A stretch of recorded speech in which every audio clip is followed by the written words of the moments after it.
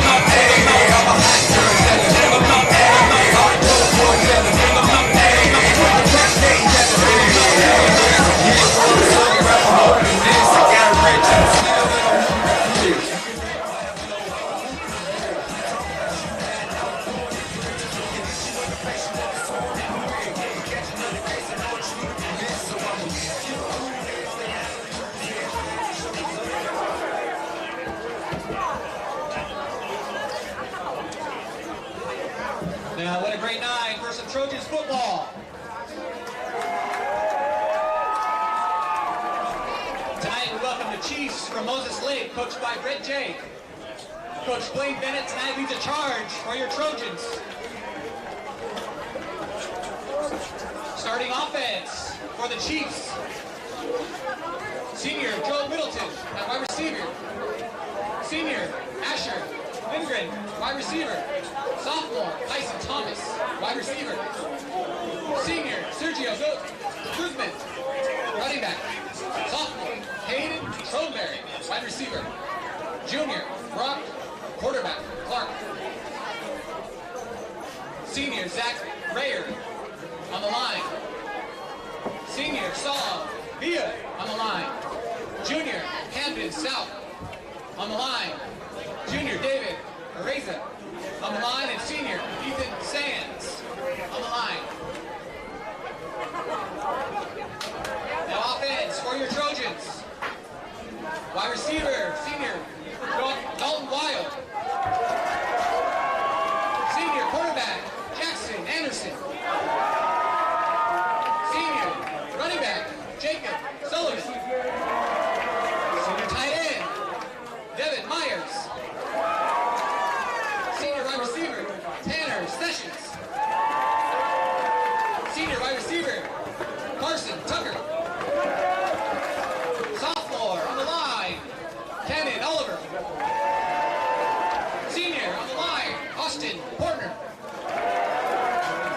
Junior on the line, Miles Tyson.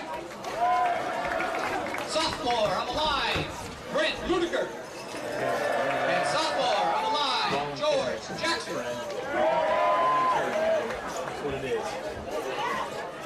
Officials for tonight is Bob Burton, Josh Behrens, Stephen Populus, Jesse Lentz, and Brandon Natalia. Good to see you, Adam. Take care. Please rise with your hats for the national anthem, sung by Aisha Kennedy.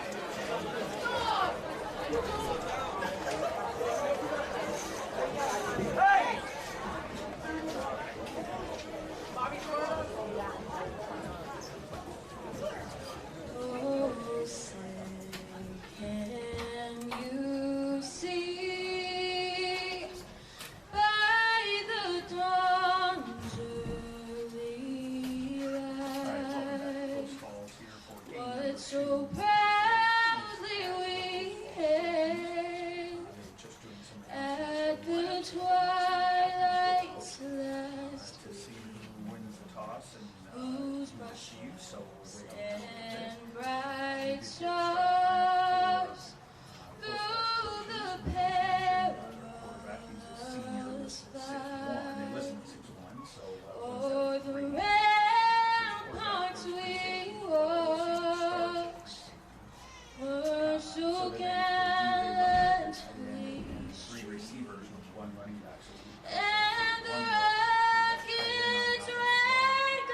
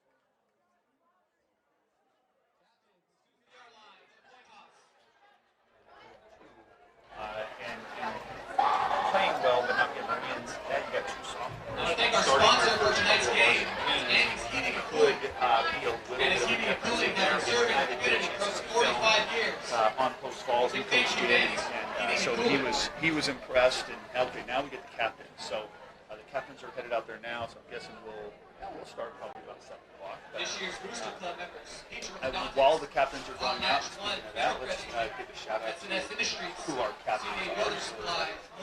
Shuffle through my papers. We've got Asher Lindgren, who's wide receiver, Zach Ryer, Jackson Purcell, free safety, linebacker, kind of jack of all trades on the defense, plays as a receiver. Zach Ryer's on the offensive line. Will Hayes, another offensive lineman, senior, and then Salvia, offensive and defensive lineman for the Chiefs. So only 4 out of those 5 going to go out at one time. And so I can't tell which one is not out there because they're on most places now is on the opposite side of where I'm at since we're on the road and I'm in the home booth. I have Post Falls right in front of me, and then right down below me is the Post Falls student section. So we'll see how riled up they get. Everybody's looking down at the grass to see who's winning the toss. And so it looks like Post Falls winning the toss, and we'll see. All right, they're starting to move, and Post Falls does win the toss, and they're electing to receive. So instead of deferring, they're going to take that ball. They want it right away. And so I talked about, hey, the Post Falls starters, and I know you guys don't care as much about Post Falls as you probably do. And looking at, looks like our starting lineup is unchanged for the most part. Quarterback Brockton Clark. We did see a little bit from Joel Middleton last week. Maybe we'll see the same. Sergio Guzman, our senior running back. Middleton is out as a wide receiver along with Tyson Thomas, Asher Lindgren, and Hayden Throneberry. We did see a couple of other Chiefs, Seth Olson, Jackson Michelle, both mixed in there as well. So we'll see them too. When we go to a tight end set, until Rathbun comes in that situation. Offensive line, Zach Ryder's running center, Ethan Sands, David, Areza. I'm not 100% sure. I apologize for mispronouncing his name. And that is different than last week. Austin Kearns and Salvia are then our tackles. And we are getting ready to go. So the tough part here with a little bit of that misty rain, seeing the numbers at a distance, but we're actually further away, I feel like, than we are at Lions Field and not as high up. So a little bit different angle. We do have Aiden Bowen, of course, the hard kicker, ranked number 24. I did see parents after the game confirmed that. So he was in Nashville, Tennessee for a kicking camp. That was a national thing and ranked number 24 in the class of 2023. So that's nice. And as I'm trying to look deep, black uniforms, orange numbers, a little harder to see. So I don't know who's back to receive. So I'll make it up as we go. And I'm guessing it's going to be wide receiver type of person. Nice deep kick right about that goal line, and he's going to step right inside the end zone, and so it'll be a touchback. And the Post Falls Trojans will bring out their offense 1st and 10 at their own 10 after the touchback. So nice deep kick. Trying to look for, see the flag, I'm trying to see what kind of wind we got going on. I don't see little flags on the goalpost or anything like that. I don't feel the wind in the booth, so that's good. I don't care.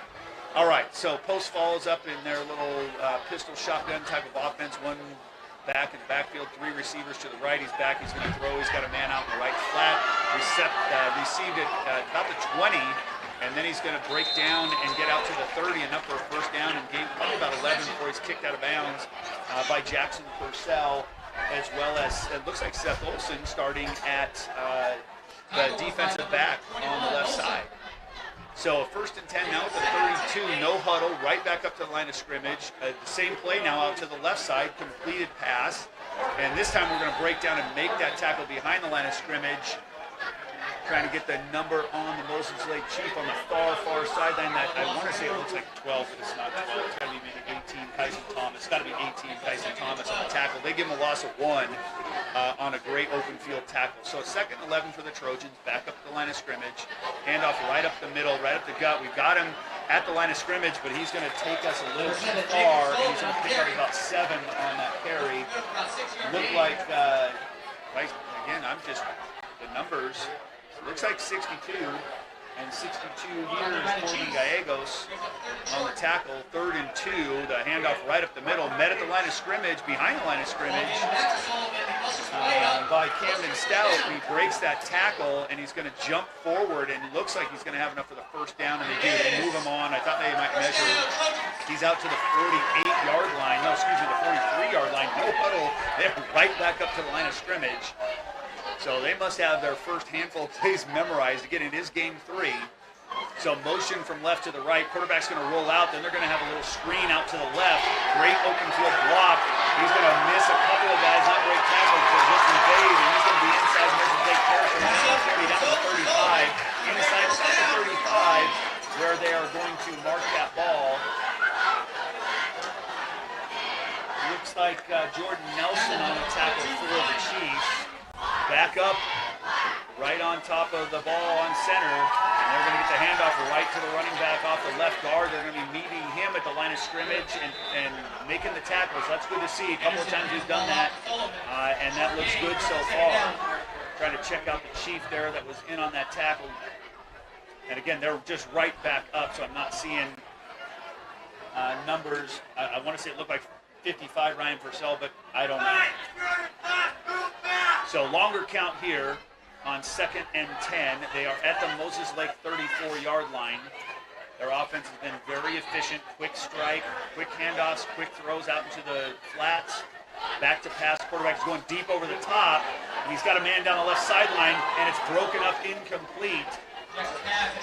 So trying to check out, again, the defensive back over there. I need 27. I need binoculars. 27 is what we're seeing. So Walker Wittes, that makes sense. At the free safety spot, rolled over down the sideline, broke up that pass, brings up a 3rd and 10 for the Trojans. They've got 3 receivers split to the right in kind of a bunched formation.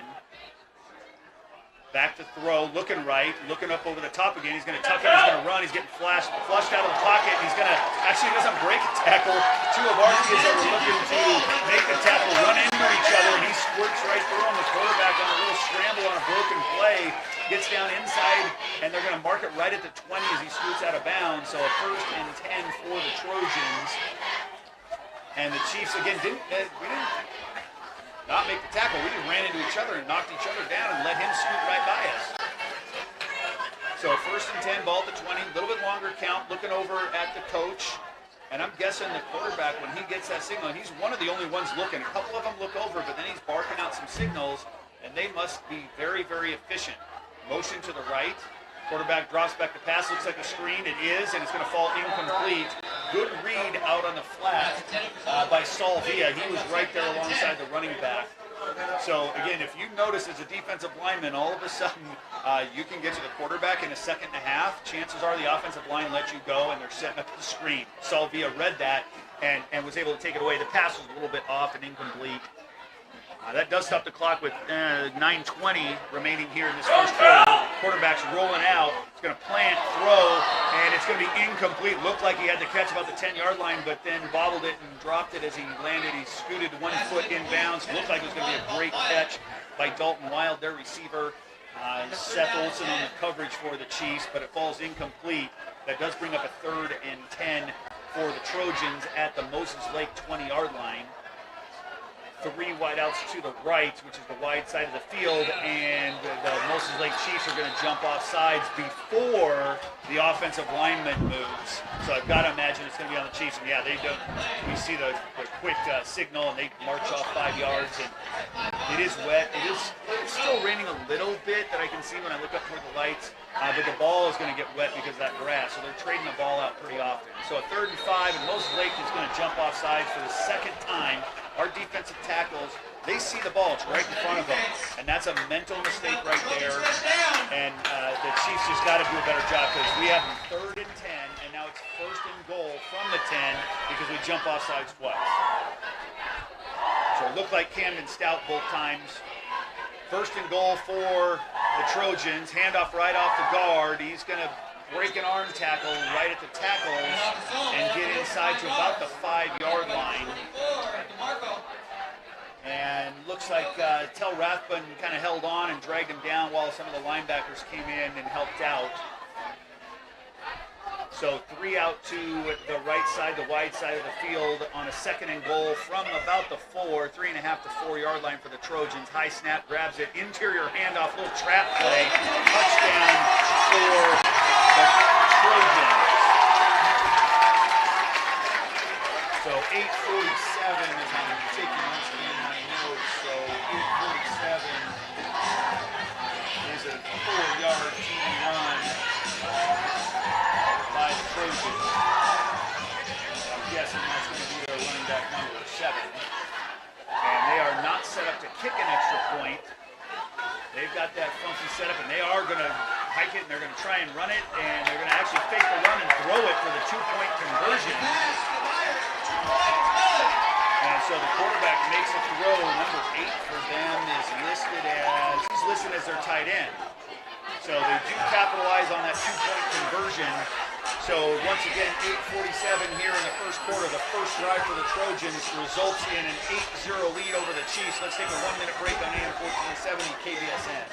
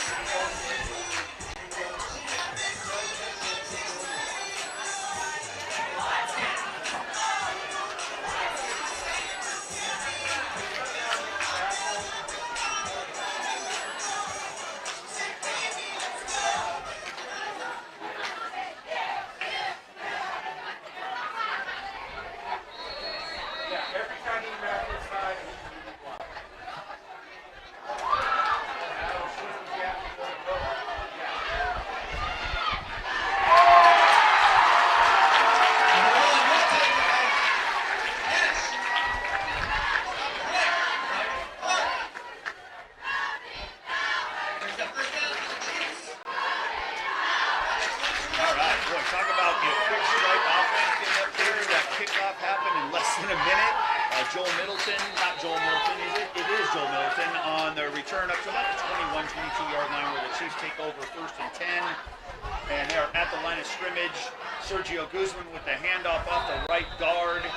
Looks like he's going to gain about 5 or 6 out to, looks like the 28 is where they're going to spot it. So gain of a long, we're going to say 6. Let's go 6 yards here and say a 2nd down and 4 for the Chiefs. And as they all look over to the sideline, the coaching staff get the play signaled in.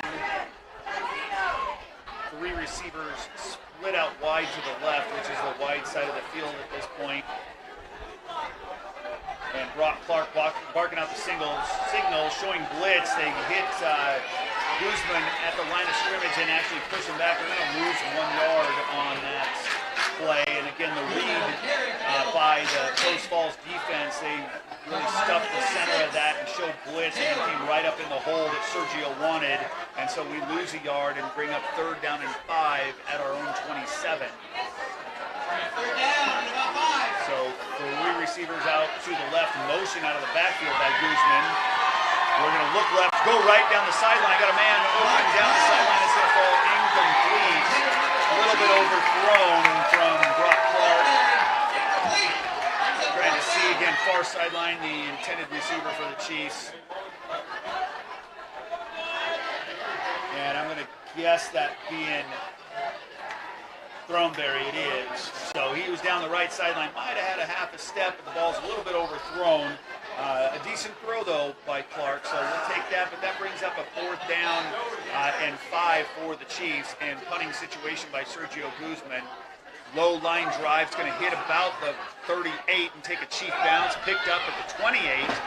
He's going to miss one guy. He's out past the 40. Now he misses another guy out in midfield. He's going to get dragged out of bounds inside Moses Lake territory, and a late kick flag as we took him out of bounds, and that's Asher Lindgren took him out of bounds and then threw him down 3 yards out. So we got to be a little smarter than that out of our senior captain, Asher Lindgren. Hey, you took him out of bounds, let him go, and not tack on 15 yards because they got inside Moses Lake territory. He kind of scooted past one person, scooted past another, Post Falls had great blocking on that kick return, or sorry, the punt return, because he picked it up to 28, really made it just inside Moses Lake territory before he kind of took Asher and another couple of Chiefs out of bounds. But then they're going to tack on 15 yards for the late hit out of bounds, or I mean, it wasn't a late hit. We took him out of bounds, Asher did, and then threw him down once we were out.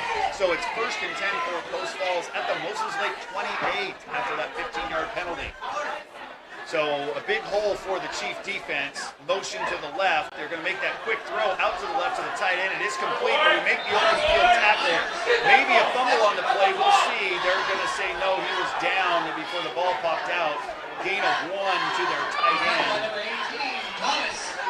But that was Kyson Thomas on a great open field tackle. Gain of 1, 2nd and 9 for Post Falls. Back right up to the line of scrimmage.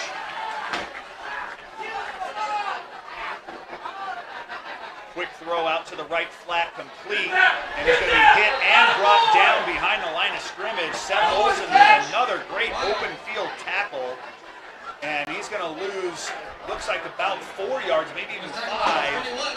We're going to say 4 yards because they give a little bit right where contact was made. So we've got a 3rd down and 13. The ball spotted at the Moses Lake 31. The 3 receivers are out to the left now, which is the wide side of the field for the Trojans. Moses Lake's got to get a stop right here. They hold, they don't jump off sides. A little shoulder fake, quarterback's rolling out. He's going to throw on the run. It's going to be short. It's going to fall incomplete, almost intercepted by the Chiefs. And so for the Chiefs, Hayden Throneberry on the coverage. So he's had a couple of nice plays so far on defense. As I mentioned last week, he was the kid, he was 2nd in line to Sergio Guzman for that player of the game. Because he had a nice play offensively, had some nice catches, did some good things. Defensively, had the interception in the end zone. So he had a nice game, but I really, again, I thought Sergio Guzman really played well. So we got a 4th and 13. It looks like they're going for it. They got 2 receivers right, 3 receivers left. Long count. Chiefs got to hold position. It looks like they're doing it. This might be kind of the old John Elway quick kick type of thing. I don't know if that's showing my age right there, but... And they might, I don't see a play clock. So, okay, they're going to call a timeout. So Post Falls lets the play clock run down to make a decision. The Chiefs don't bite. So on this timeout, let's take a 30-second break on AM 1470 KBSN.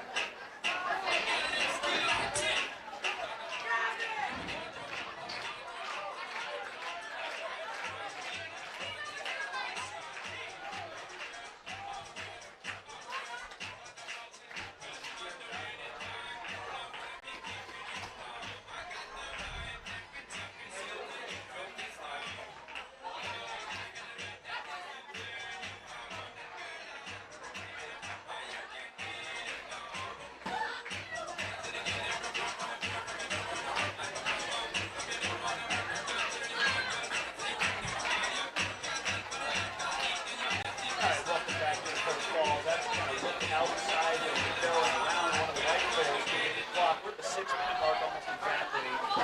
Post Falls back out of the timeout. And it does look like they went to punt formation. If I'm the Chiefs, I might put Aiden Bone out there, see what kind of leg he can produce here. But Post Falls looks like they're going to punt it, put the Chiefs back deep into their territory. If he can kick it through the end zone. Low snap, he's got to struggle to get it. He's going to kick it. It's going to go out of bounds, probably about the 15, somewhere between the 15 and the 20. We'll see where they mark it. And it looks like he's going right on top of the 15-yard line. So a decent little punt. Again, short yardage punt because they were at their own 31-yard line. But they got it inside the 20 because if he kicks it in the end zone, the Chiefs are going to get possession at the 20. So he picked up 5 extra yards on that punt. So a decent job. Not great field position for the Chiefs, but you know what? Here's where now we got to put our money where our mouth is. And the Chiefs lining up here on offense, 1st and 10 at their own 15. We've got 2 receivers split to each side. The left side is the short side for the quarterback, Clark. Guzman in the backfield. Clark's going to roll out a little bit to his left. He's going to throw on the run. He's got a man down the right sideline. It's Asher Lindgren at midfield, down to the 40, down to the 30. He's going to get tripped at about the 25, but he breaks that tackle, and then they're going to catch up to him inside the 15. Looks like about the 10. We'll see exactly where they mark. They're going to go probably about the 12 to 13. I'm waiting to see if there's a flag. There's a flag on the play. It's way on the far sideline at the 40, so I'm curious what that's all about. What a great throw by Brock Clark. Nice catch. Asher Lindgren had a step or two. So we're going to take a look. Let's see what happens here, because they're pointing down in that corner, so I'm guessing they're going to say it's on Post Falls. But I'm waiting to see the white hat. The beauty, again, of Lions Field, the microphone on our officials. Here we don't have that. So I'm waiting for him to come over. Okay, they're signaling for the down markers to go down, so it is going to be on Post Falls. But I'm waiting for the white hat to come over. And, okay, so he's signaling. I need one of those officials' books where he takes both hands and moves them behind his rear end. And so I don't know what that means. And then I'm guessing, I'm not sure why the ball's at the 20, why the ball's at the 25. So we had gotten down to the 10, the ball's at the 25. So I'm not sure, and again, we don't have that explanation. I'll try and see what I can get out of coaches or some other personnel maybe at our next break. So 1st and 10 at the 25. Guzman with the interior handoff right off the right guard, and they're not fooling the defensive line for Post Falls, and they're going to get stopped after a gain of about 1 as Sergio moves forward the pile. So a nice little run there. They're really stacking up that box and taking that away. So we'll see what we can do to counter that. Maybe set that up to throw the ball. We got a 2nd down and 9 for the Chiefs. Rolling out to the right. Going to plant throw. He's got a man sitting at the 5-yard line. Looks like, and now we got a flag late. Thrown there. He's in there. So I'd only have to guess face mask, like incidental type of face mask. I didn't see it, but we make the catch, turn in, and we're sitting at about the 5 or 6 yard line. Okay, so I did just get word that the penalty was on Moses Lake, a sideline warning.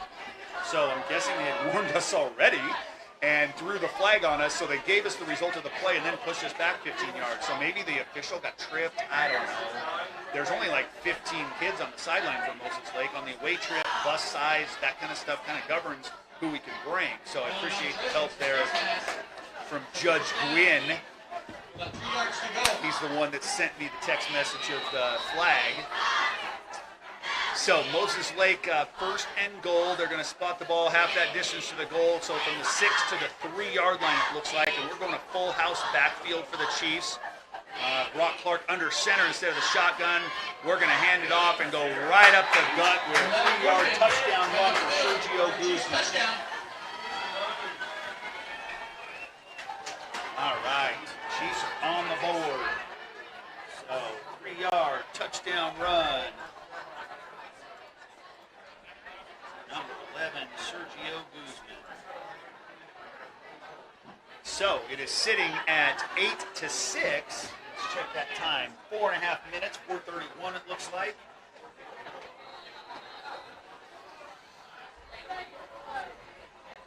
And the extra point, the kick is up, it's blocked. Came right through the middle of things and blocked that. So we are going to stand at 8-6 in favor of the Trojans. Let's take a 30-second break here on AM 1470 KBSN.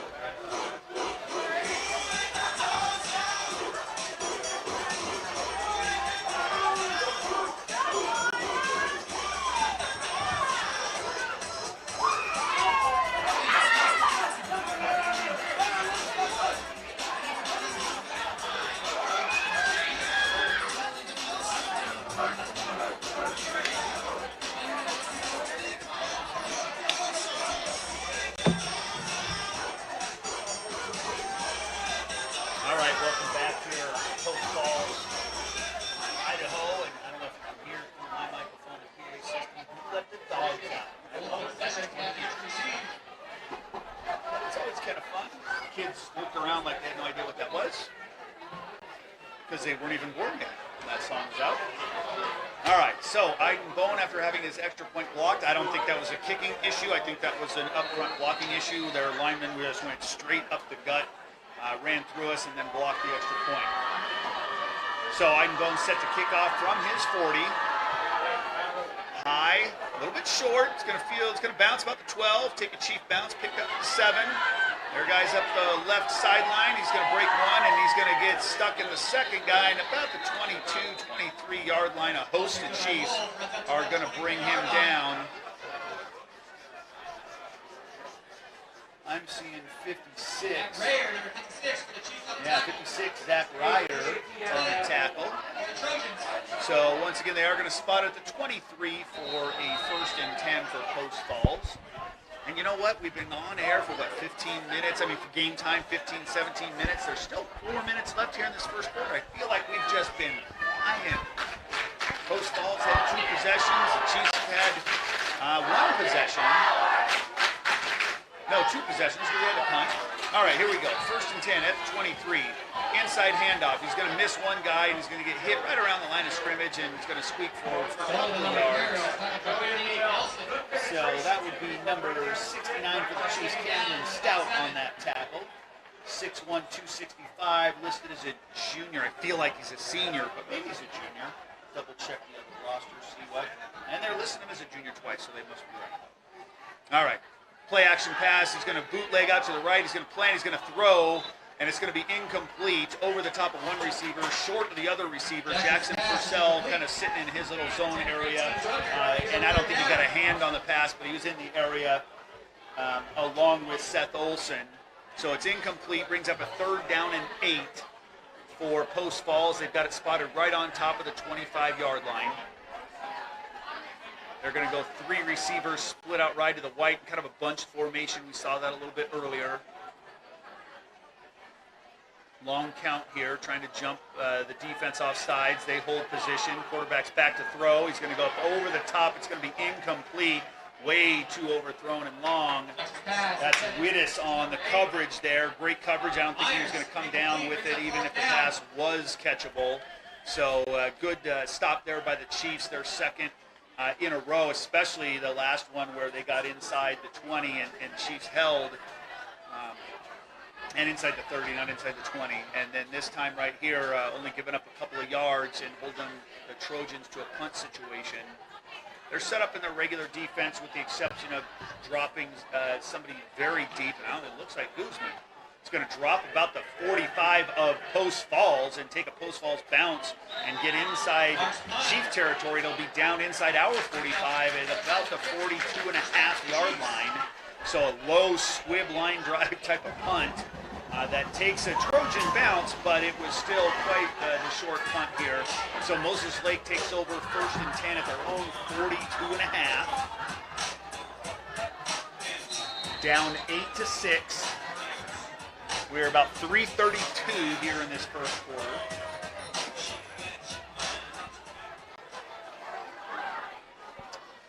And the Chiefs finally up here to the line of scrimmage once the play is run in. Back to throw, going up over the top. He's got a man down the left sideline, which is Joel Middleton. It's going to be a little bit overthrown and out of the reach of Middleton. And I'd rather, at this point, this early in the season especially, see things overthrown. If they're underthrown, yeah, I understand we can plant and come back to it, but then the defense can make a break on it as well. And sometimes, which I think we saw a couple of times last week, where then our receivers have to play defensive back, and we don't like to see that.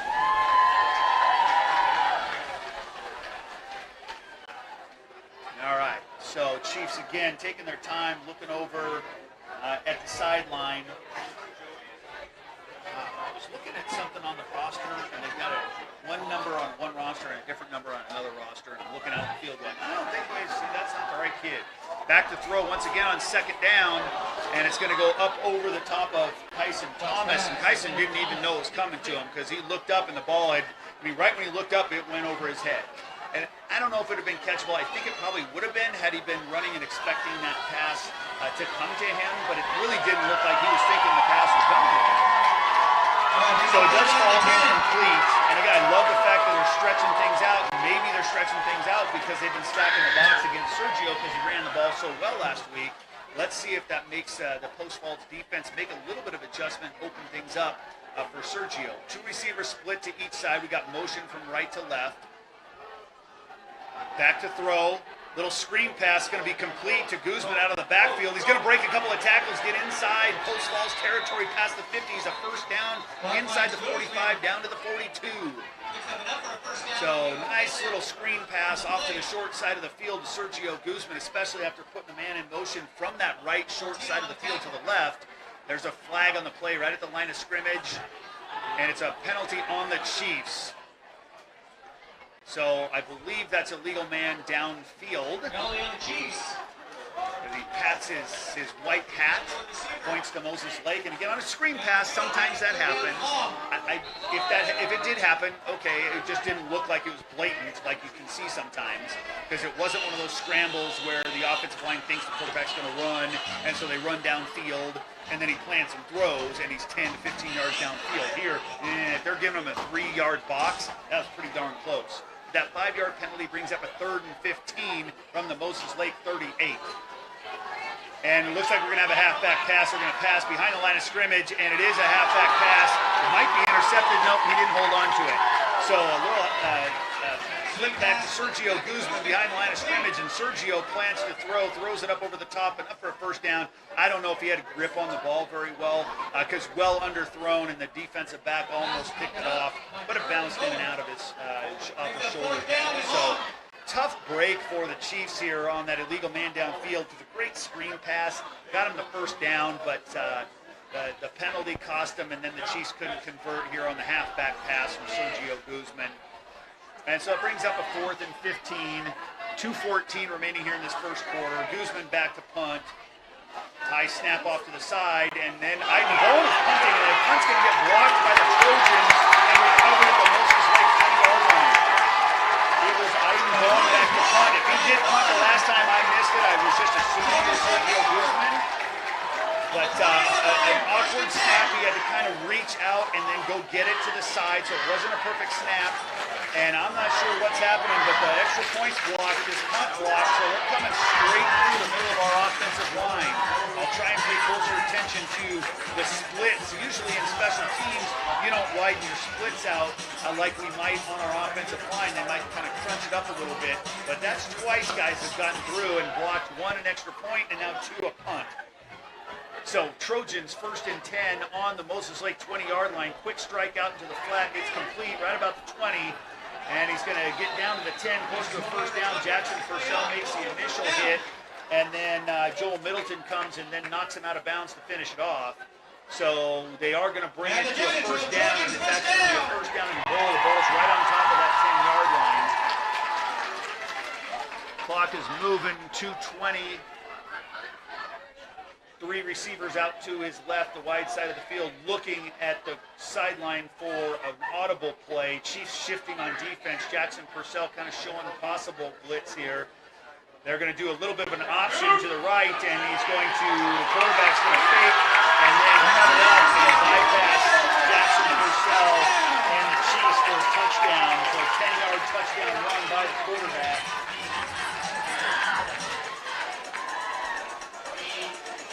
Add to the notes here.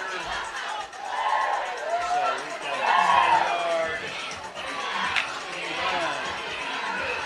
That's the quarterback number 2 for Post Falls, and we're looking at 2:09. The extra point is kicked. It's up and no good. So that's a help. So 14-6 in favor of Post Falls. Let's take a 30-second break on AM 1470 KBSN.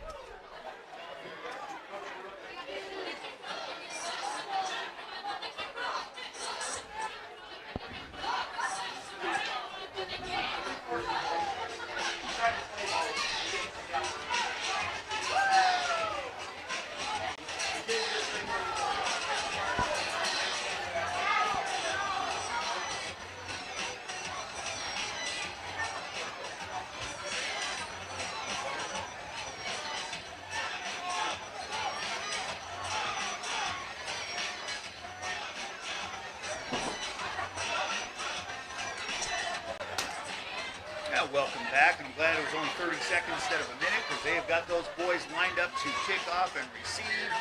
And once again, the blocked punt by Post Falls leads to a 10-yard touchdown run by the quarterback Jackson Anderson of Post Falls. The extra point no good. So a 14-6 lead with 2:05 remaining in the first quarter. It feels like we're in the second half. And we're picking it up at the 13-yard line. That is Joel Middleton. He's going to get past a few guys, get out past the 30, past the 35, down to the 37.5, maybe the 38. And once again, Joel Middleton looked good on both his kickoff returns. And he's going to stay out there as one of our primary receivers. Chiefs over there again looking at the sideline, led by Brock Clark, the 6', 190-pound junior quarterback. Guzman in the backfield with him. Two receivers out to each side for the Chiefs. A 3-3 look. 3-3-5, and the ball is going to be thrown out to the flat to Sergio Guzman. He's going to be met behind the line of scrimmage. Makes the catch, but he's going to get hit and tackled right on point, and he's going to lose. They're going to only drop him a yard. I thought it was more like a loss of 3, but we'll take that. So it's going to bring up 2nd and 11 for the Chiefs. And the clock's going to continue to run. Minute and a half remaining here in this first quarter. Post Falls 14, Moses Lake 6. 3 receivers out to the left of Clark. Showing blitz, they bring an extra guy. Plenty of time back there for Clark, almost too much. He's got to roll out to his left. He's on the run, and he's not going to escape. He's going to be sacked down at the 30-yard line. Defensive lineman chased him down. Big number 99, Trevor Miller, a 6'2", 200-pound junior, ran down Brock Clark. So that brings up a 3rd and long, a 3rd down and 18 for the Moses Lake Chiefs at their own 30. They'll split 3 wide to the right, and if you're going to get sacked with that much time, I'm guessing we were trying to go deep and we just couldn't break coverage. Somebody's got to sneak in underneath. Play action pass, trying to go across the middle. It's going to be incomplete. Pass intended to Asher Lindgren, a little bit behind him, but once again, we talked about that last week and today on the pregame. You got to make those plays. He wasn't going to get the first down. He's got to make that catch and give him a little bit of breathing room. Run behind him, but he's got 2 hands on it. He's got to bring that catch in. So that's going to bring up a 4th down and 18 for Moses Lake. And now it does look like Sergio Guzman back there to punt instead of Ivan Bone. And he's going to get that quick punt off. Low line drive, going to hit at about the 28. Takes a Chief bounce, picked up at the 20. Looked like a block in the back. I don't see a flag. He's going to get by a couple of guys and then knocked out of bounds close to midfield. Tackle made for the Chiefs by Gator Reza. Number 74, 6', 265 junior on the special team. So a nice little run back there. Post Falls, I'm watching the ball, so I'm not watching the blocking scheme here. But they've done a real nice job in their kick and punt return. So they are out at their own 48. When he picked it up at the 20, again, a 28-yard punt return, that's not good coverage. So Chiefs got to clean that up. 1st and 10, handoff right off the left guard. He's by 1 guy, by 2 guys, and then gets out for a 9-yard gain. Close to first down, but a little short. The tackle is going to go to Jonah Robertson, number 24 for the Chiefs. And so a 2nd and 1 at the Moses Lake 43. We are about 5 seconds remaining, and we got a flag. And of course, I'm trying to look at the clock, and then the flag happens. I didn't see what happened. I'm guessing it's on Post Falls. They do have a legal procedure. And the clock stopped with 3 seconds to go on that penalty. So that 2nd and 1 is going to be 2nd and 6 at the Moses Lake 48. And that's your quarter. Okay, and then once they set the ball down, they start the clock, and so then that's going to have the clock run out. So at the end of the first quarter, Post Falls 14, Moses Lake 6. Let's take a 1-minute break on AM 1470. Sponsor tonight's game.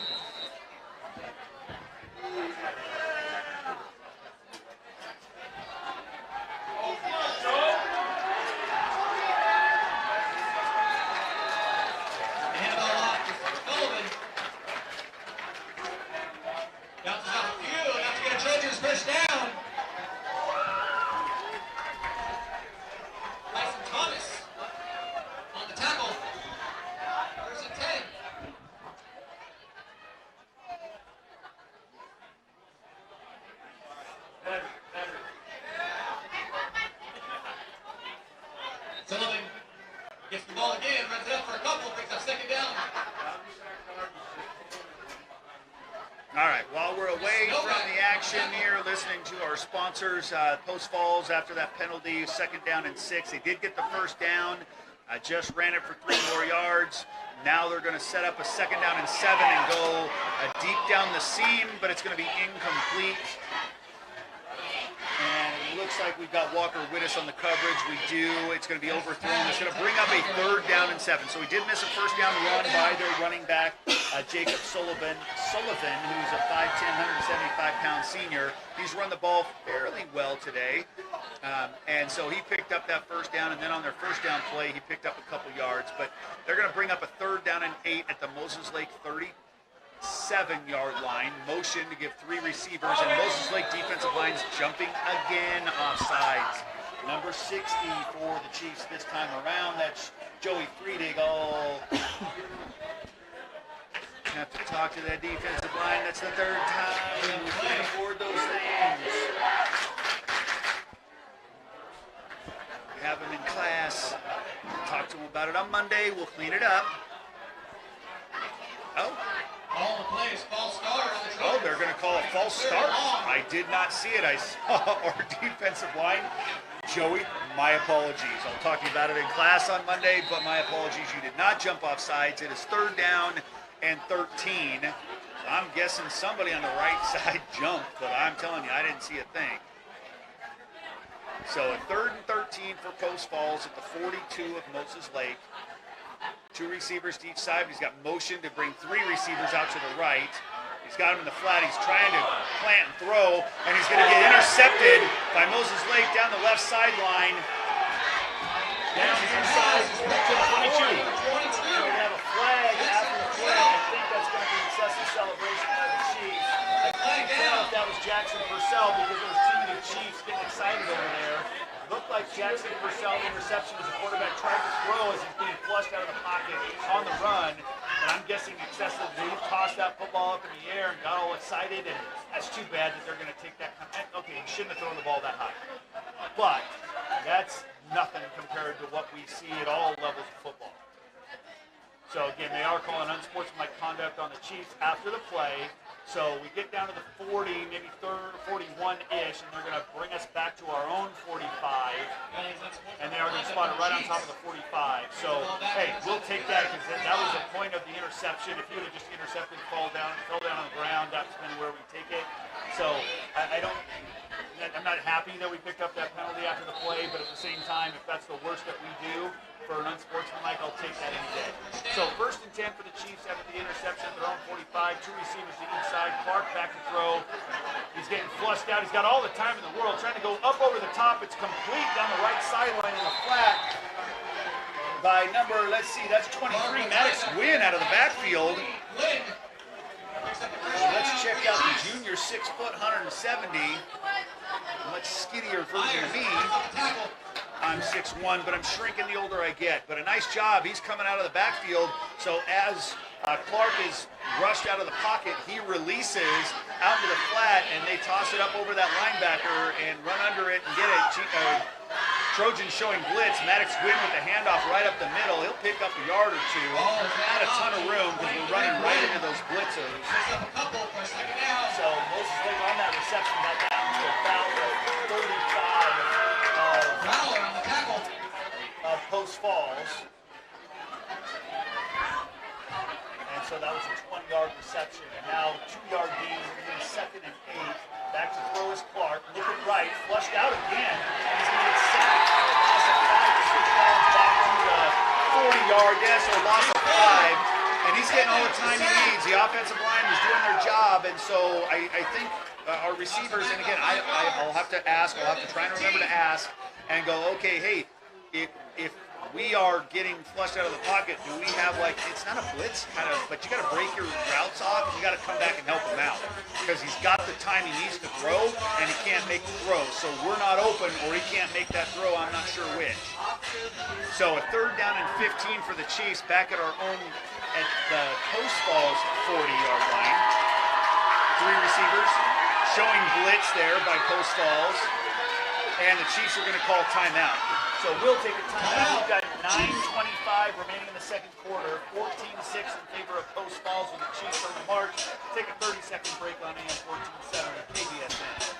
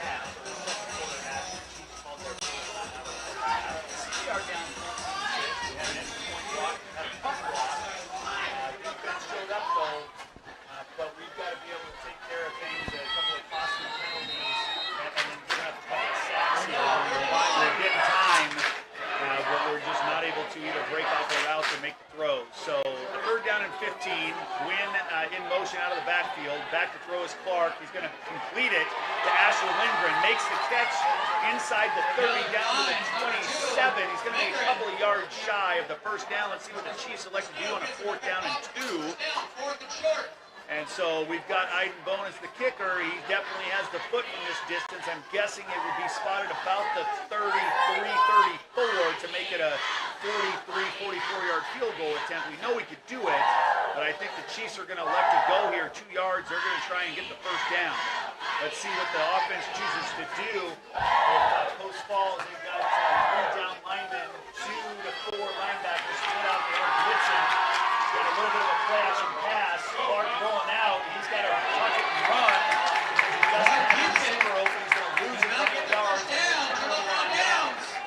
If anything, I thought Clark rolled out to his left, but then he's throwing across his body. I get it. He had 2 receivers over there for 1.5 defensive backs. He rolls to his right. He's got 1 receiver and 3 defensive backs. Couldn't throw it. Tries to tuck and run, but he's just not going to outrun the defensive. Even the defensive lineman is getting flushed out of the pocket, but he's not able to get out of the grasp of the linebacker on the outside. So Chiefs turn it over on downs. 1st and 10 for Post Falls from their own 30-yard line. Handoff right off the right guard. They're getting a nice seal block because he's getting all the way through the safety. And he's going to get a first down off a gain of 12 to 13. Walker Wittes has to come up in that free safety spot to make that tackle. So a good seal block out of the offensive line for Post Falls. We got to be able to bust through that and then make the tackle out of our linebacker. So we got a flag on the play there. Big offensive line, number 70. I got to check out his numbers. He's the one, 6'2", 270. He looks taller than that. Maybe the other offensive linemen just are about 6 foot because he looks taller, bigger. But he just laid out one of our guys on the block. But they moved, so it was by the Trojans after pushing back 5 yards, bring up a 2nd down and 15 at their own 39-yard line. 8:15 remaining in the second quarter. He's down by a touchdown and a 2-point conversion. Rolling out to his right, completes the pass. Now he's 15 yards. That's the backfield and then throws complete to the receiver, Dalton Wild.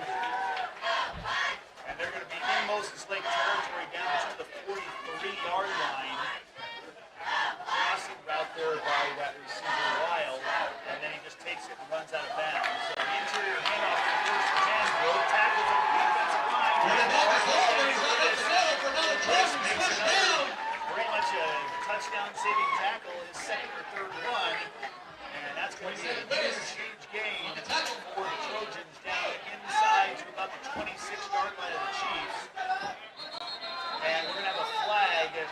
Post Falls again is right up on that line of scrimmage, and they do not want Moses Lake to sub. Moses Lake wants to get some subs in there because when you can't make a tackle at the line of scrimmage and you pick up 20 yards, that's just not going to work. So we're trying to sub and we can have a substitution flag here.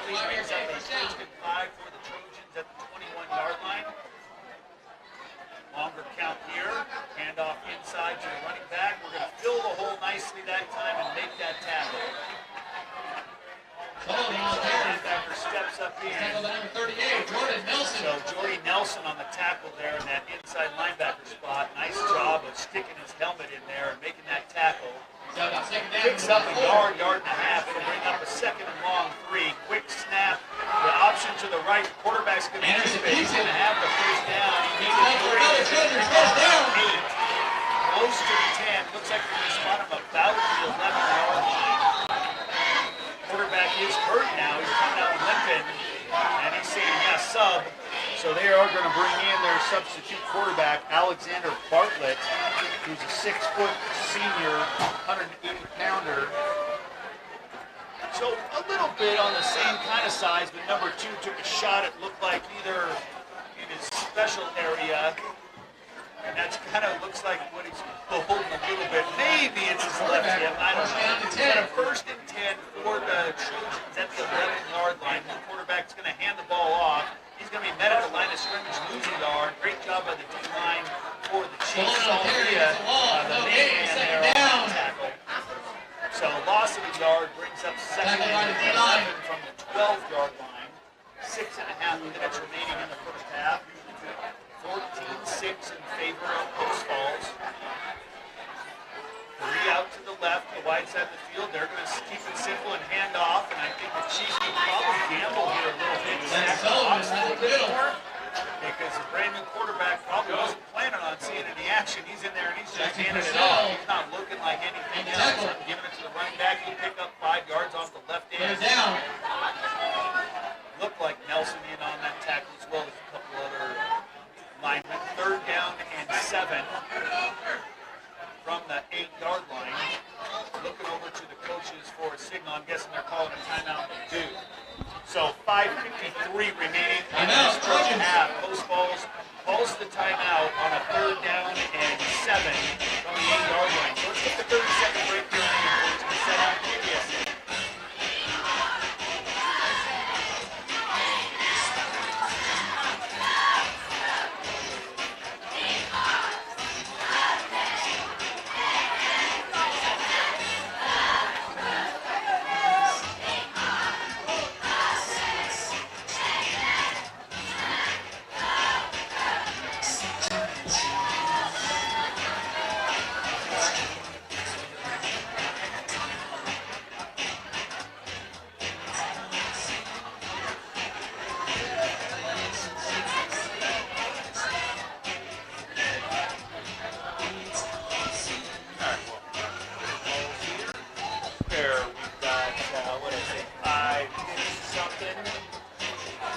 Left here in this first half.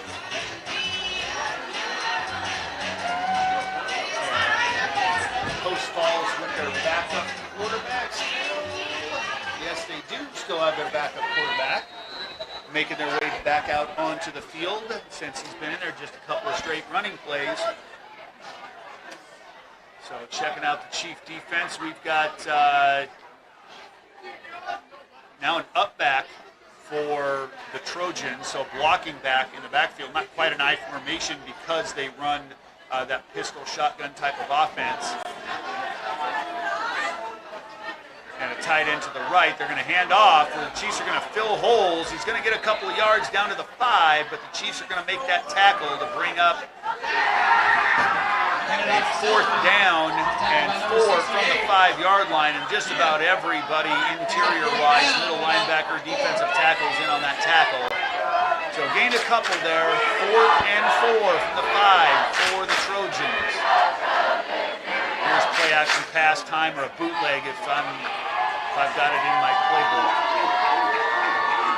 Maybe a long count, see if you can catch the Chiefs jumping off sides. They got to be disciplined on the defensive line right here.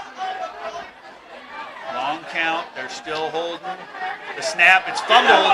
It's going to be dropped on by the running back, but that'll be a turnover on downs. Walker Wittes was coming in on a blitz, and he would have had the running back, but right on it. So they turn it over on downs, and the Chiefs take over. Another bend, but don't break out of the Chiefs.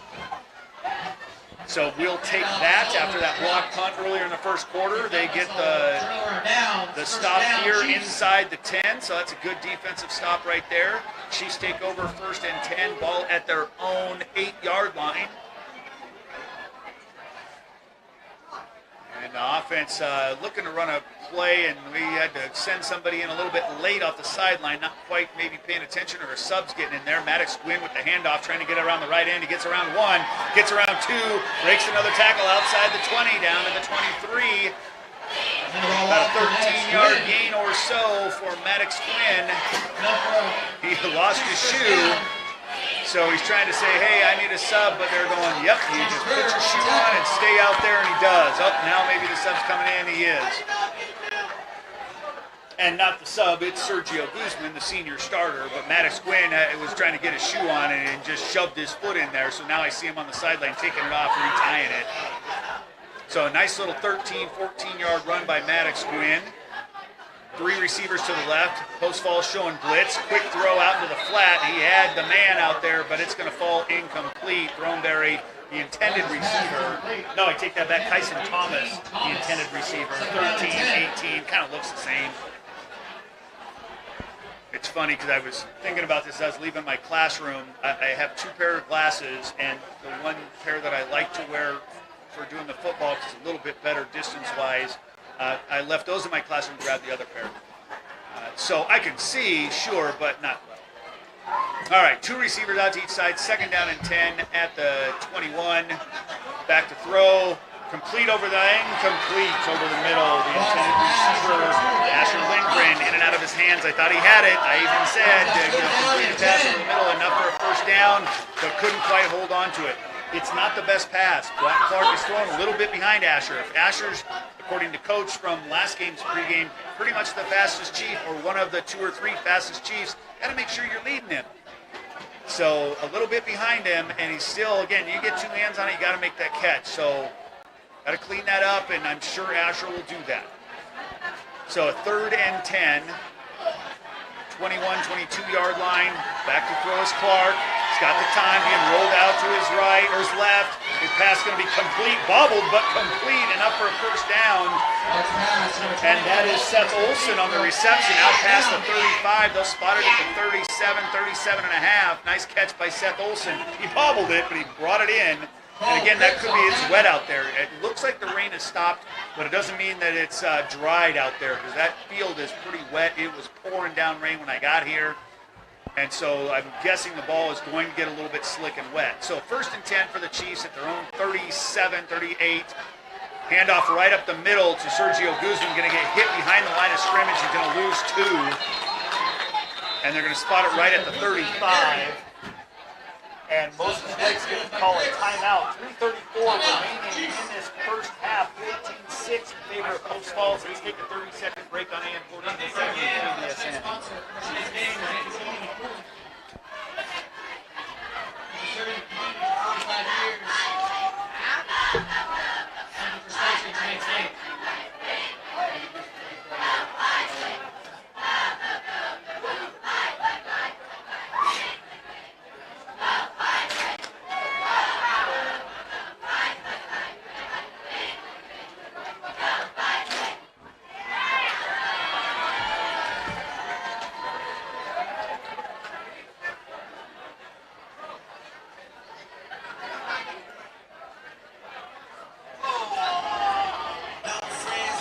Welcome back here to Post Falls. I'm kind of curious about the quick timeout there. I mean, we're not trying to stop the clock or anything. We've got 3.5 minutes remaining in this 1st half.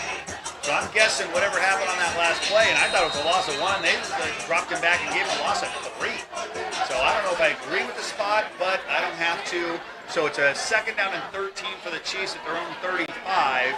2 receivers split out to each side. Sergio in the backfield going out to the flat in his right. We're going to look right, we're going to look left, we're going to look in the flat, and we're going to have to tuck and run. And then he stops right before the line of scrimmage and sidearms it, and they're going to say it's incomplete. It looked like Throneberry had the catch, not for much more than about a 5-yard gain, but they're saying, nope, it's wide. He must have been out of bounds because he caught the ball, but his foot must not have been in the field of play. So it is going to fall incomplete, brings up a 3rd down and 13 for the Chiefs. So once again, I feel like the offensive line is doing the job buying time for Brock Clark. So what's happening getting the receivers open? I don't know. I'll have to see if I can get my hands on the film. Once again, getting flushed out of the pocket. but that's after he sets up, he looks one, he looks two, and then he's got to tuck and run, and so he's got a 3 count, easily a 3 count. He tucks it, runs it, gains 5, so he's going to get up to the 40-yard line. A little bit of pushing and shoving after the play, but I don't see any flags. So it's going to bring up a 4th down and 8 at the Moses Lake 40-yard line. So like I said, the Chiefs are buying time in the offense. The offensive line is giving him time to throw, but we're not able to get the receivers out there. We're going for it here. So back to throw, Clark. He's going to step up, look left. He's going to get rolled out and then rolled up on for the sack. And you can't take a sack right there. That's a loss of 7 yards on that sack down to the 33. They're going to make it a loss of 8 and put it at the 32-yard line. You got to just chuck that out of bounds. And I don't know if Brock Clark's been in that situation. He wasn't in one last week where, hey, I'm rolling out, I'm outside the tackle box, I'm just going to chuck it out of bounds. And you know, we turn it over on downs, but I can't give up 7 or 8 yards on the sack. So a tough one there for the Chiefs with 2.5 minutes remaining in the first half, giving the Post Falls Trojans a 1st and 10 at their own 32. The backup quarterback is still in there, so they do give it the handoff to their running back, Jacob Sullivan. He's going to gain probably looks like they're going to just keep him at that line. Now they drop him a yard. So the 33-yard line, from the 32 to the 33, and bring up a 2nd down and 11. Chiefs got a hold spot, motion, brings out 3 receivers to the right. They're going to cross back over. They're going to hand off, a little trap blocking. And we're going to pick up a few yards. Let's see who's on that tackle for the Chiefs. Once again, that's 29 for the Chiefs. That's Jacob Good. And so he makes a tackle. We definitely got to avoid their defensive tackle just pushing our linebacker all the way back. Or maybe it was our defensive end now that I look at positioning. So it's a 3rd down and 6. After that gain of 5, 2 receivers to each side, 1 running back, motion again, and we're going to get that straight handoff right up the middle. He goes untouched, 1st down. He's inside the 20, inside the 15, inside the 10, and inside, looked like inside the 5. They're going to spot him between the 5 and the 6. So the running back, Sullivan, he goes untouched. He's not breaking tackles. Chiefs aren't, I shouldn't say they aren't missing tackles. They're not getting a hand on him. He went untouched the first 10 yards. He went straight up the middle, right off the center's rear end. So 1st and goal, same thing. He does get hit, but he's going to go in for a 5-yard, 6-yard touchdown run. Sullivan, number 7 for Post Falls. So that is with 1:08 remaining here in this 2nd quarter. That 6-yard touchdown run. Number 7. They are on for the extra point. Kick is up and looks good. It is good. So that'll be a 21-6 lead for Post Falls with 1:08 remaining in this first half. Let's take a 30-second break on AM 1470 KBSN.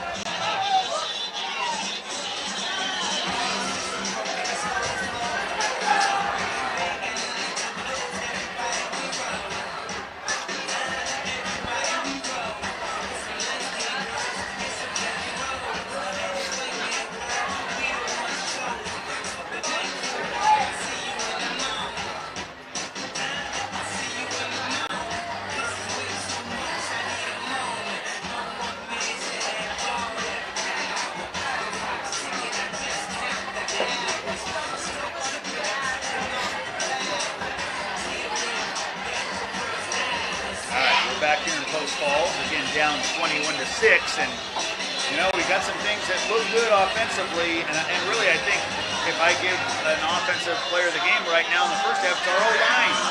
I know we haven't done a great job of run blocking, we haven't broken anything big time with 1 or 2 yard gains, maybe a 1 or 2 yard loss, but definitely the pass blocking is there. Giving Brock Clark the time, we've got drop passes again. But just, or routes or situations where we are getting flushed out of the pocket and throwing incompletions. So we're going to bobble the ball at the 10-yard line. pick it up and try and get something out of it. We're going to get hit at the 10. We're going to escape one. We're out past the 20, out past the 30. Got the kicker beat, crosses up. It's going to get out to the 40. So a nice little run back there after bobbling it at the 10-yard line. Had to pick it up and scoot around and then cuts back against the grain. So I believe Middleton once again. He's the one that tosses the ball out to the official. So a nice little 30-yard kickoff return when it looked like he wasn't going to get anything. Cuts it back against the grain and then picks up those 30 yards. So we're under a minute. We're at 54 seconds. The Chiefs have 2 timeouts. No, I take that back. They have 1 timeout. And the ball spotted at their 40-yard line with a 1st and 10. 2 receivers to each side. Clark barking out the signals. Back to throw. He's got an incompletion. They let go of the defensive line for the screen pass to Maddox Gwynn. Unfortunately, just over the top of Maddox's hands, and it falls incomplete. I like the play call. It was there. Just got to make that pass. So stops the clock. 2nd down and 10 from the Moses Lake 40. 42 seconds left here in this first half. 3 receivers to the right. And we're going to have a quarterback sneak right up the middle. Clark's going to bust through the line, and then he's going to get tripped up by the strong safety. He's going to pick up 7. Brings up a 3rd down and 3 at the 47. 47 and a half. Well, yeah, 47. I was going to say 47 and a half, maybe. The clock is still running. 30 seconds exactly remaining in this first half. Back to throw. Clark trying to go down the left sideline. Does not have a man, but then it's underthrown, and it is complete. And they're saying, no, he's out of bounds. Incomplete. And we won't have instant replay. It looked like it was underthrown. Well, it was underthrown, and then Joel Middleton comes back to the ball, and I'm guessing on his plant to come back to the underthrown ball. He must have stepped out. It looked like some of the players and the coaches were running down the sideline like, you got to be kidding me. But we won't see any sort of instant replay of that nature, and it's too far away. It's on the far sideline. So even if we had cameras over here, which we do, and we rebound it, we wouldn't be able to see that closely. So that's going to bring us up a 4th and 3. The clock stopped on that incomplete pass with 19 seconds left to go. So the Chiefs are going to step up and go for it. They're going to get the handoff off the right end. Maddox Gwynn's going to cut it up. He's going to get that 1st down. He'll stop the clock inside Post Falls territory at the 47. Stop the clock to the Chiefs. And the Chiefs... Okay, the Chiefs do call a timeout. So 13 seconds remaining in the first half. The Chiefs call their final timeout. We'll also take a 30-second timeout on AM 1470 KDSN.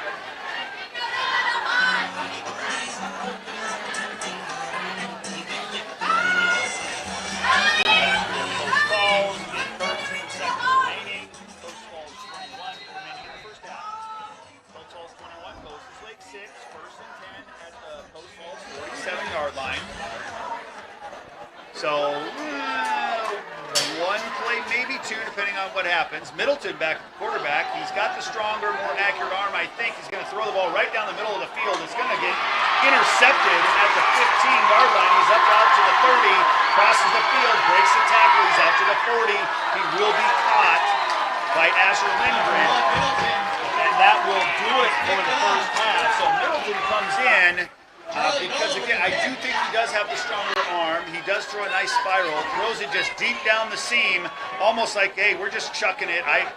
There were more defenders than there were offensive offensive players there. So I don't know if that was the greatest decision, but maybe that was what they called. They just said, you know what, just chuck it down there. Let's see what happens. He throws an interception. So, I get the fact that it goes down as a turnover, but if we really pay attention to the turnover battle, I don't know if I would count that against the Chiefs at the end of the half.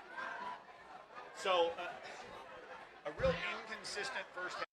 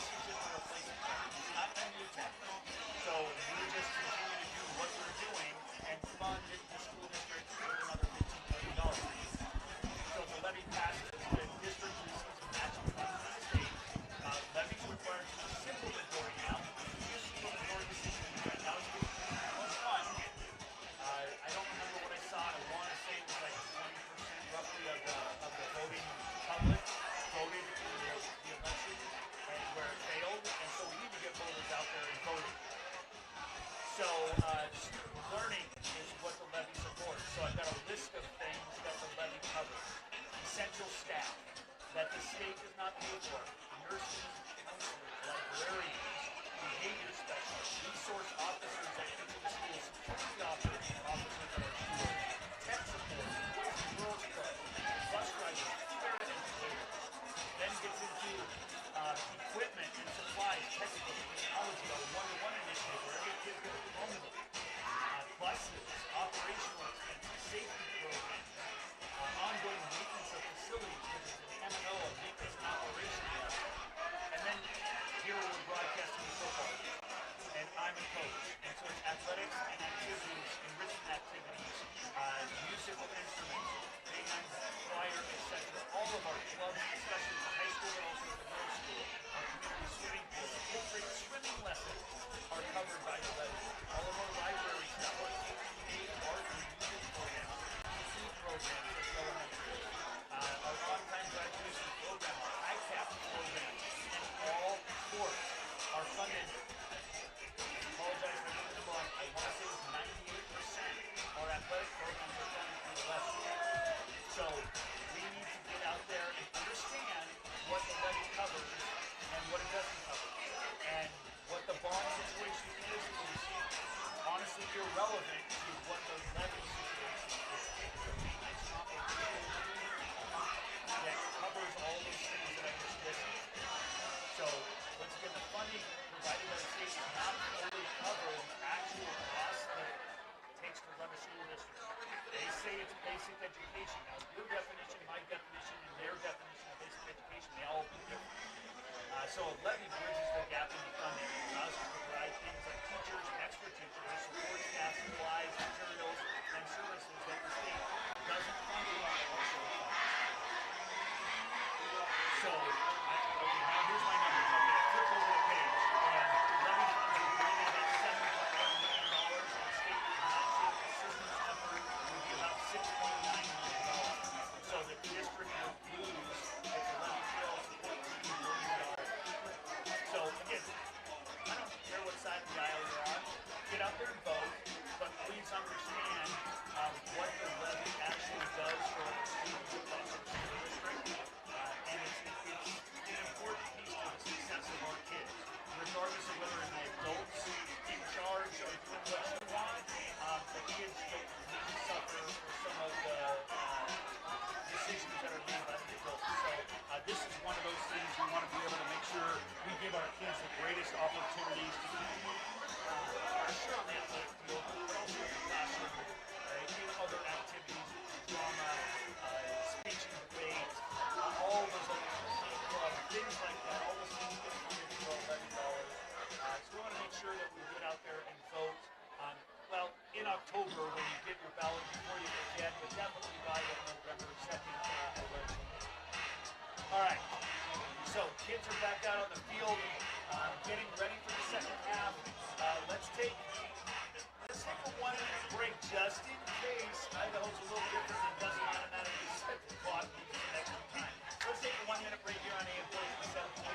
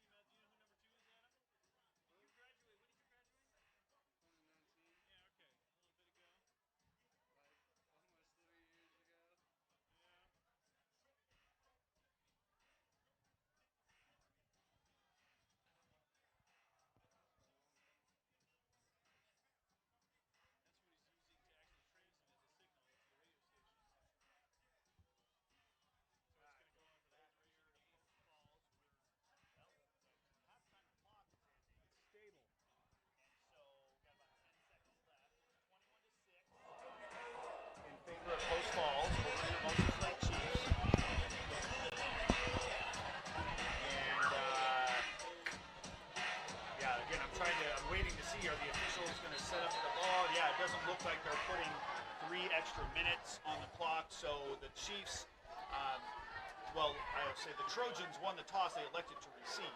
And again, we haven't seen that in a while. Usually whoever wins the toss will defer to the second half, and they start on defense. Post Falls wanted the ball, and with all due credit, they went down and they marched 80 yards and they scored a touchdown.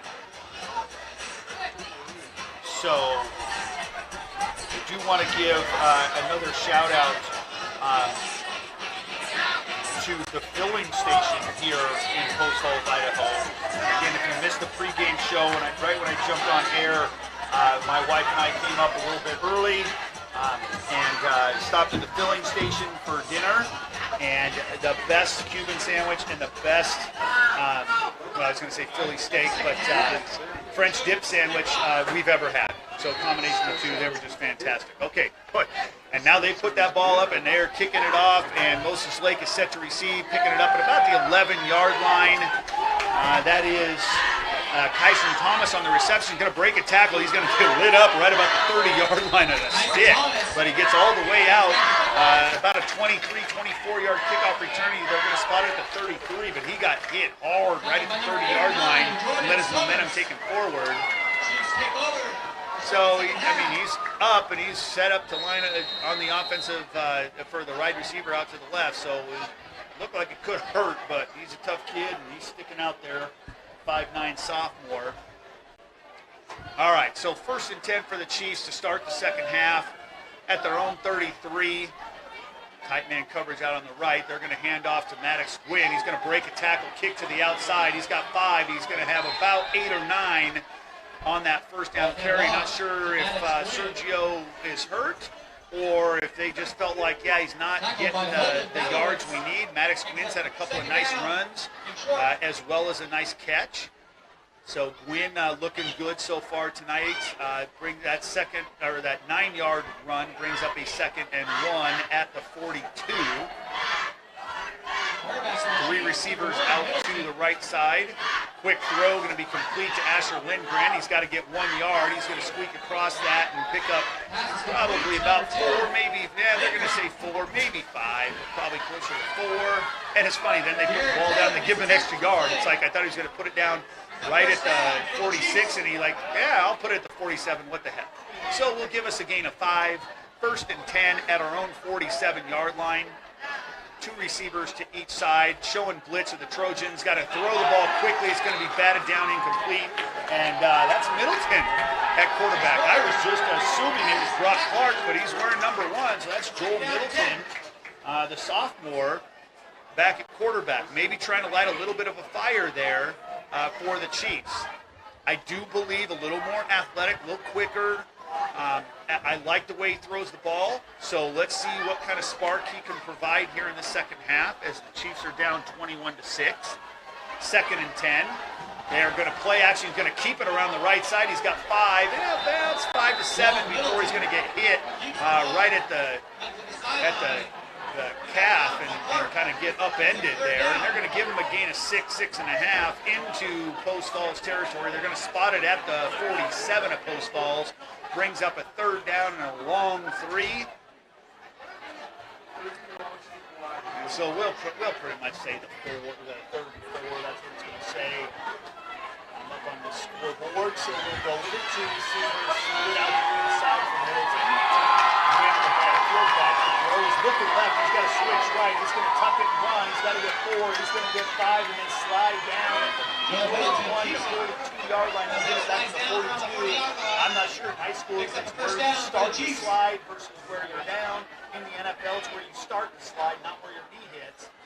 So that's what looked like what they did here, but it was a yard past the first down marker. So we'll get Middleton with the first down run. Ball spotted at the Post Falls 42-yard line. 3 receivers out to the left of Middleton. Maddox Gwynn goes in motion out to the left. A quick throw out to Maddox Gwynn. It's going to be broken on him. It's going to be incomplete. About 3 or 4 yards out to the left. No Waiter, not Middleton. In front of Maddox. 2nd down and 10. I thought Middleton could have set his feet a little bit and just kind of made that throw, but he was trying to be quick. And so it's going to fall incomplete. Brings up a 2nd and 10 for the Chiefs. down to 9:35 remaining in this third quarter. So the initial drive here in the third quarter for the Chiefs. 2 receivers to each side. Actually, Gwynn is going to be out on the left, so 3 receivers to the left and 2 to the right. Showing a little bit of a blitz here by the Trojans. Blitz package. They're bringing 2 extra guys. Middleton's going to have to step up. He's got room to run. He's going to get the first down and then some. He's down to the 30, breaks a tackle, and he's going to lose his balance. Oh, we got a late flag. We'll see what's going to happen there on the flag. I don't know what it's for. One of the defensive linemen, or not linemen, but one of the tacklers, probably a linebacker safety, holding his hands up. I didn't see it. So maybe he got clipped in the back. I'm not sure. So they're going to call a holding, but that flag was thrown, so it must have been a holding on one of the receivers. And so they're going to back it up 10 yards from the holding spot. So that first down run is going to be brought back, and it's actually, we still gained 4 yards on that because of where we ended the play, where the holding was, and where they put the ball back to. So it's 2nd down and 6. Ball spotted at the 38 of Post Falls. So 3 receivers to Middleton's left. The handoff to Gwynn. He's going to run right into that defensive end. Our left tackle missed that block there. And Maddox Gwynn's going to lose 2, maybe 3. And so they're going to bring it back 3 yards. It'll be a 3rd down and 9, though, at the 41-yard line now. So we're going to widen Maddox Gwynn out and have 3 receivers to the right and 2 to the left. They're all looking over at the coaching staff to get the play call. Brings up about 3rd and 8. PA says 3rd and 8. Looks like 3rd and 9 to me. Middleton back to throw. He's going to go over the top to what looked like was supposed to be Asher Lindgren. It was about 5 yards underthrown. And so that's going to be incomplete. So out of all the throws I've seen Middleton make, that definitely looked to be the worst. Almost like Asher didn't know that one was even thrown to him because it was well short and behind. So that is going to bring up a 4th down at the 41-yard line. 4th and 8, 4th and 9. Yeah, if they went for a field goal, that'd be, a 55-yarder. And I know we were talking that Ironbone at the camp made a 55-yarder. Just not sure with the weather out here that'd be the best decision. They are going to go for it. He's going to set and throw, and we do have a penalty flag because the defensive back tripped up our intended receiver trying to see that's Throneberry over down the left sideline. Pass was overthrown, but then the defensive back and Throneberry got tripped up, and they threw the flag right away, and they're going to say a pass interference on the defense. Well, I'll assume that. Let's see. Here comes the... So it is pass interference on the defense. Just want to make sure. 15-yard penalty, not the NFL where it's a spot foul. So they go back. We ended up losing about 10 yards where the reception would have taken place, but we still got 15 yards and the first down. The Chiefs are then going to get the ball at the 26, 27-yard line in between there of Post Falls. 8:25 remaining here in this third quarter. Showing blitz, bringing an extra guy. The handoff to Maddox Gwynn. Stiff arm, spins, breaks a tackle, breaks a second down, almost to the 20-yard line. Gain of about 5 to 21.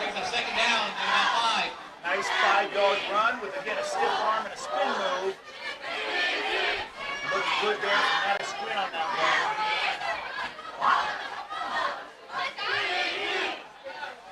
Chiefs are looking over the sideline, getting the play call. 3 receivers to the left, the wide side of the field. Gwynn lines up to the left of Middleton in the running back spot. Goes in motion out to the left flat. They cover him, so then we're going to make the pass in the middle. No flag. I thought there was a little bit of contact there. Asher Lindgren not happy about it. I thought the free safety broke and made contact before Asher touched the ball because, again, right in his hands, but I believe definitely that was a pass interference. It just didn't get called. So I don't think it dropped the pass by Asher Lindgren, even though it went in and out of his hands. He was hit and then just lost control. So 3rd and 5 for the Chiefs at the 21-yard line. Carolina starting 2 receivers to the side, showing blitz. They pick up the blitz. Middleton's going to tuck and run. He's going to die. Doesn't quite get away from that shoestring tackle. He picks up 4, but he hit 5. He's a yard shy. Short of the first. So here's where do we kick field goal. Do we go for the 4th down? We're bringing in an extra lineman. He's going to line up in that fullback spot. He's going to lead the way. And quarterback Brock Clark comes in as well. He's going to come under center. So 4th and 1 at the 17-yard line. And we're going to get that handoff to Maddox Gwynn right off the right tackle. He had the big Haas offensive lineman and another running back leading the way. He's going to get the 1st down. He needed 1. He got 4. So it's going to be 1st and 10 for the Chiefs at the 13-yard line of Post Falls. 6:50 remaining here in the 3rd quarter. 21-6. The Trojans are up over the Chiefs. Chiefs on the opening drive of this 3rd quarter. Middleton in at quarterback, Maddox Green in at running back. Those are the 2 changes. 2 receivers split each side, showing blitz. They're bringing up, handoff to Green off the right tackle. Gets from the 13 down to 11. They'll give him a 2-yard gain.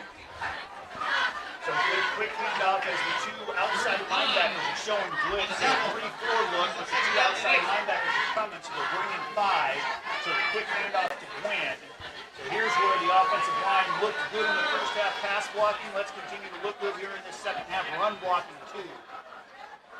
So blitz once again, 2 receivers each side. Middleton avoids it, throws over the middle. It's going to be caught for a touchdown. Tyson Thomas on an 11-yard touchdown reception after it got bobbled by the defense and went up in the air. And Tyson Thomas with the catch for the touchdown. So again, 11-yard touchdown catch for Tyson Thomas from Joel Middleton.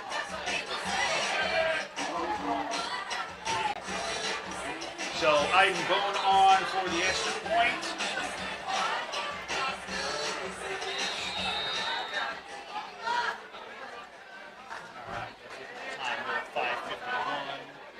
The extra point, it's up and almost blocked again, but it is good. So, 21-13. Let's take a 1-minute break on 1470 KBSN.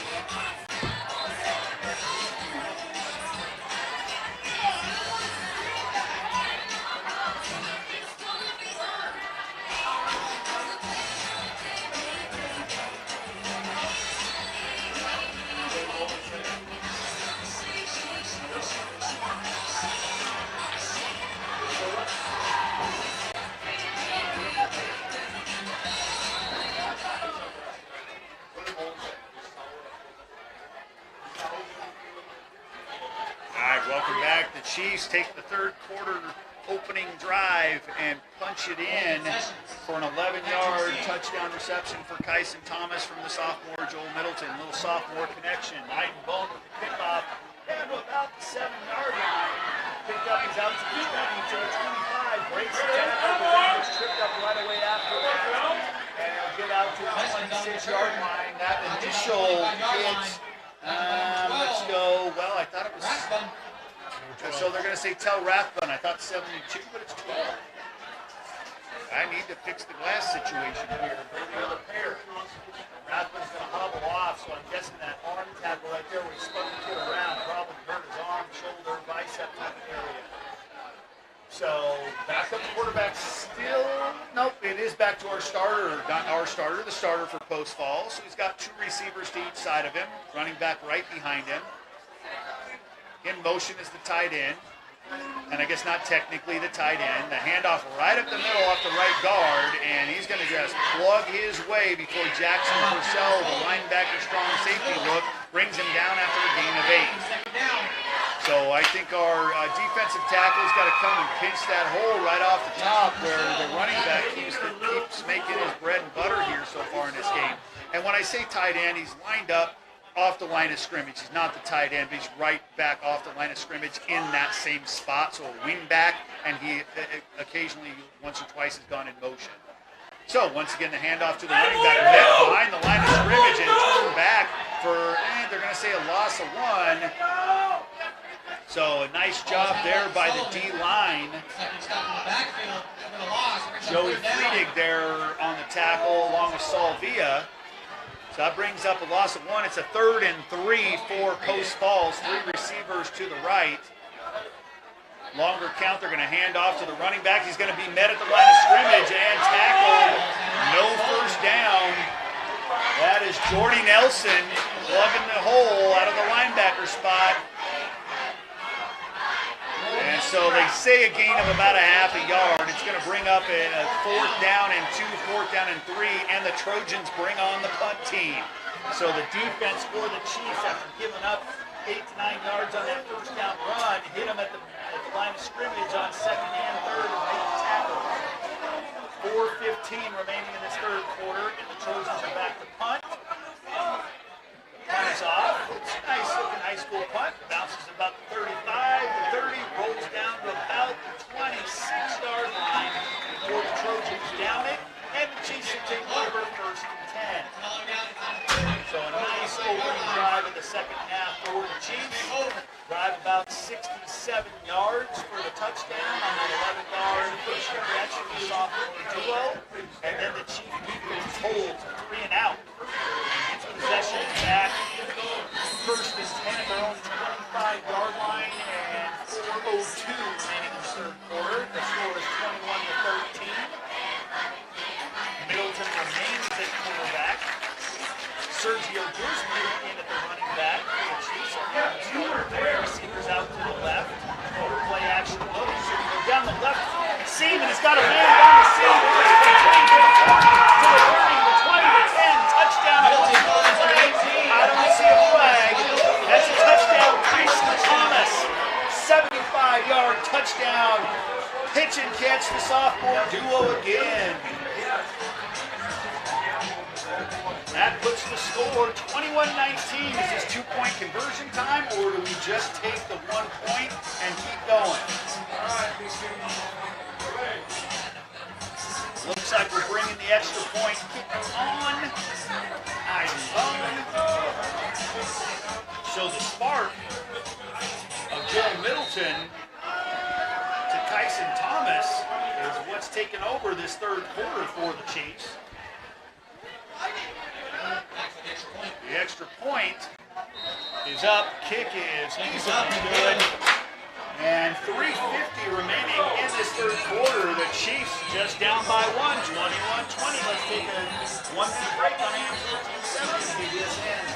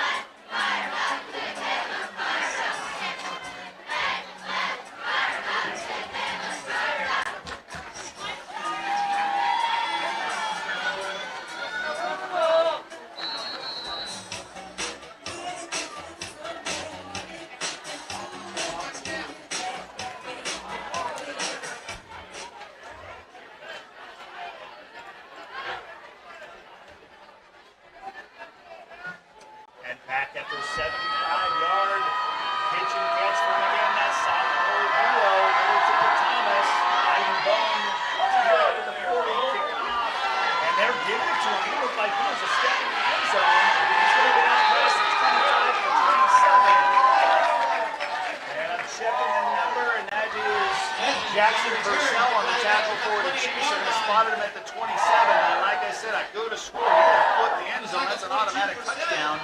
Or touchback, not touchdown. Touchback. But they called it on the, earlier in the ballgame, not this time. So, 1st and 10 for the Trojans at the Moses Lake. They're going to say 28 now on the scoreboard. So 3 receivers to the left. He's going to step and throw. It is completed the 25, out to the 30. Maybe a horsepower tackle, but no flag. Jackson Purcell on the tackle after a gain of about 6 or 7, 6 they'll give him. He's going to get drug out of bounds by Purcell. Ball spotted at 34. So gain of 6, they're going to say 2nd and 4. 3 receivers to the right. Quarterback's going to hand off to his running back. He's going untouched, 15 yards down the middle. And that's just not good enough for the defense. Number 3 for the Chiefs, Jacob Robertson makes the tackle. And that's it. He's all the way out to the 48-yard line. The Chiefs defense, no defensive lineman or linebacker. There we go. Now the handoff up the middle. Big old Salvia steps in. They're going to give him a 3. He kind of got spun around and falls forward 3 yards. 19. Heck, the kid's every bit of 6 feet, so he may have gotten a yard and then used his body length to get more. 2nd down and 7. Just inside Moses Lake territory. Back to throw. Flushed out of the pocket. He's stepping up. Now he's going to have to tuck it and run. He's going to get to about the 45, run out of bounds. Let's see, number there. That's Jonah Robertson runs him out of bounds. Close to the first down, but he's about 2 yards shy. Brings up a 3rd and 2, and they'll spot the ball at Moses Lake 44. So 3 receivers, one of which that H-back tight end spot. They're going to hand off right at the line of scrimmage. He's going to get hit by a Jordy Nelson blitzing linebacker. They're going to make him lose a yard on Nelson's tackle. 45-yard line right where the ball is set. It's 4th down and 3. What are the Trojans going to do? Momentum's in favor of the Chiefs, so definitely Trojans are up to the line of scrimmage. 2 receivers to each side. They're stacking the box with 5. Linebacker right in the middle. Long count. Chiefs aren't moving. Let's see what Trojans are going to do. Maybe their coach is just saying, go ahead, go ahead. And so they're going to run the option. The quick pitch is going to be fumbled. He's going to bounce it right back up into his arms, and he's going to get the 1st down. And he's going to pick up actually close to 10, about 8 or 9 on that carry. The pitch out on the quick option bounces off the face mask of the running back, hits the ground, bends right back up into his bread basket, and he keeps running with it. Scoots outside the defensive end, gains 8 and a 1st down and 10 at the 37 and Moses Lake. 3 receivers to the left, quick hand up to the running back off the left side. Salvia right there. Jacob Good right there as well. They're going to give him 4, but he was tripped up right about the line of scrimmage, and then he planted a foot and took a Superman dive and picked up 4 yards. 2nd down and 6 for the Trojans at the 33 of Moses Lake. Same formation, same play. The handoff off the left side. Almost looked like a fumble, but he picks up a couple. That's Walker Wittes coming up. And Jordy Nelson in there as well. So a 3rd down and 4 for Post Falls. Hitting the 1-minute mark here in the 3rd quarter. 2 receivers to each side. The running backs offset quite a bit to the left. Motion from the right to the left. A bad snap. The quarterback's going to have to drop on it. Actually, he picks it up, but then the Chiefs are going to be right there. And again, it looks like Jordy Nelson. I'm waiting to see if he turns Salvia there. And then 22, that's Jackson Purcell. And so that poor snap out of the center results in a loss of 2. And 4th down and 6. Ball at the 33-yard line of Moses Lake. They are back right up to the line of scrimmage, and Chiefs got to stay set here. Don't jump off sides on a long, hard count. And they are going to call a timeout. So Post Falls calls a timeout with 22 seconds remaining in the 3rd quarter. So let's go ahead and take a 30-second timeout of our own on AM 1470 KBSN.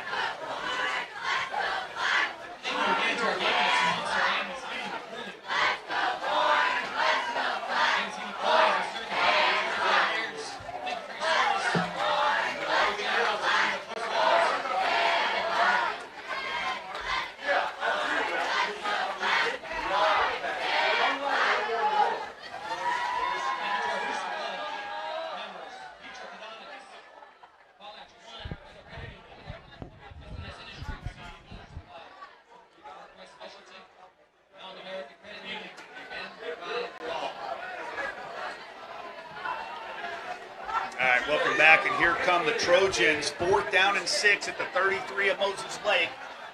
Could be play of the game. He's got 3 receivers left. 2 to the right. He's the lone man in the backfield. No running backs. Go, Goose! 4-3 defense out of the Chiefs. Kind of a prevent look. It's going to be passed out to the flat. And he's going to get the first down. He needed to get 6. He got 8. The coverage was a little bit soft there. Brings up the Trojans, first Tyson down. Thomas pushes him out of bounds, but not before he gets the first down at the 20. He needed to get to the 22, and he got to the 20. So it almost felt like a prevent defense right there instead of getting a little aggressive. And we gave up the first down. So 1st and 10 at the 20. Handoff to their running back off the right guard. Breaks the tackler 2, gets to the linebackers, picks up 5. Jordy Nelson in there, Sophia in there. Tel Rathman's in there. And that's going to be the end of the 3rd quarter. Moses Lake scores 2 touchdowns on the first 2 drives of the 3rd quarter to bring the score 21-20. And let's take a 1-minute break on AM 1470 KBSN.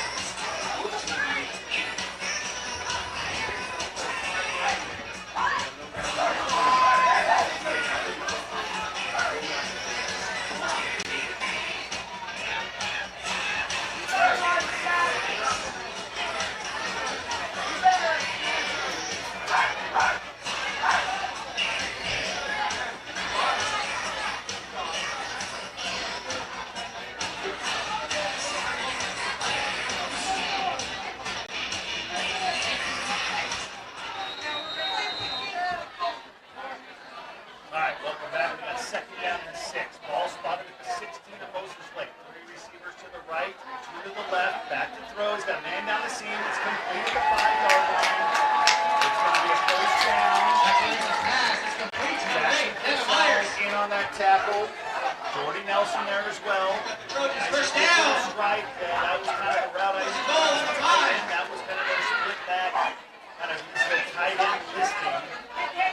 So the handoff right in the middle is going to be met at the line of scrimmage and pushed back. Zach Ryer on that tackle. Go, what was that? 6. Now back to now. Looks like about the 8. I thought he pushed it back a little further than that.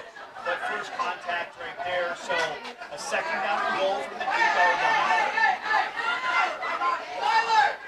Throw snap, fielded by the quarterback, going over the top, and it's going to be overthrown, incomplete. Walker with us on the coverage. Brings up a 3rd and goal. 11-12 remaining in the ballgame, 21-20 in favor of the Trojans. 3rd and goal, ball spotted at between the 7 and 8-yard line. 2 receivers inside. Get that shifted off to the left. Quarterback barking out signals after receiving the play from the sideline. No huddle, in motion. Get the interior handoff to the wide receiver in motion. He's got to get to the goal line. There's a couple of flags on the play. Jackson Purcell had a beat on him. The wide receiver, number 18, gets in for a 7-8-yard touchdown run, but I think Jackson Purcell was either held or clipped. So there is a flag. They didn't even signal touchdown. So wait to see. The white hat comes over and says holding. So Jackson Purcell, it had to have been Jackson because he was right there. So holding on the Trojans on that touchdown run. So it's going to push it back. They're going to spot it at the 15 to give a 10-yard penalty from the spot of the foul. So it's still clear down. So a 3rd and goal from the 15 now. 2 receivers left, 3 to the right of the quarterback, and nobody in the backfield with him. That's Jackson Anderson for Post Falls. Long count, surveying the defense. 4-2-5 defense defensive setup for the Chiefs. Back to throw. Lance looks down the seam on the right side. Well overthrown and incomplete. That'll bring up a fourth down. Almost to the point where the pass is zone.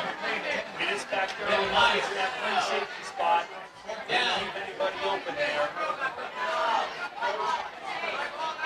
So the clock stops. 10:40 remaining in this fourth quarter. A 14-goal from the 15. Three receivers right, two left.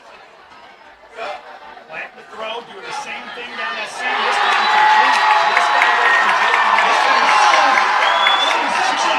so 15-yard touchdown pass.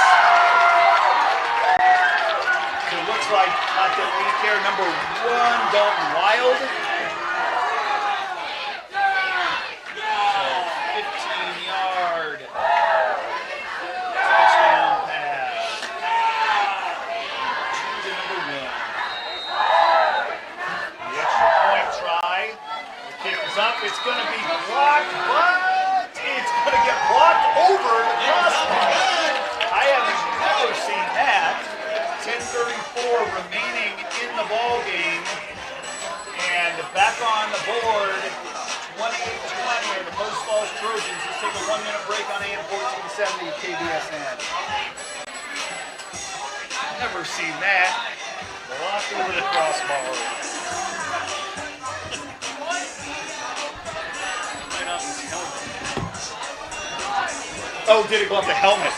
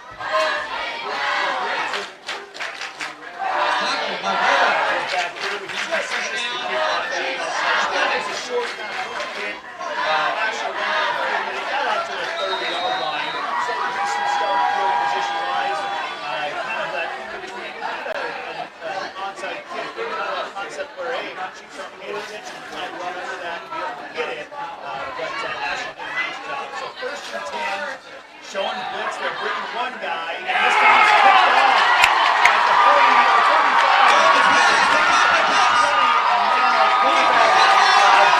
And then pushing out the inside of the 10. So it looked like they had a man actually injuring up the seam, but the linebacker dropped back into coverage. That's number 44, Cole Cripps, who made a great jumping catch, kept his balance, and then rumbled from the 35 all the way down to the 8-yard line before Joel Middleton pushed him out of bounds. So turnover for the Chiefs. Again, talked about that in the pregame show. We lost the turnover battle last week 3-1. Maybe not the overall difference in the game, but that can't become a habit. We so far losing that turnover battle. We got 2 turnovers. I don't believe Post Falls has one. First and goal. Chiefs jump off sides, although they're pointing to the offensive line. We'll see what they decide to go with. So the officials come together and talk about it, and they're going to give it to the offense. So the Chief defensive line jump, but they're saying the offense will cruise. So that first and goal from the 8 is now first and goal from the 12. We're at the 10:15 mark here in the fourth quarter. Momentum third quarter-wise, all Chiefs. Now here to start the fourth quarter, Post Falls comes and punches that in, and then gets the turnover on the interception, looking to capitalize. Up 28-20 and knocking on the door at a first and goal from the 12-yard line. Hand off to the left side. He's going to break the tackle. He's going to get inside the carry. Touchdown. A 12-yard touchdown run after 2 broken tackles. And that's number 7, Sullivan.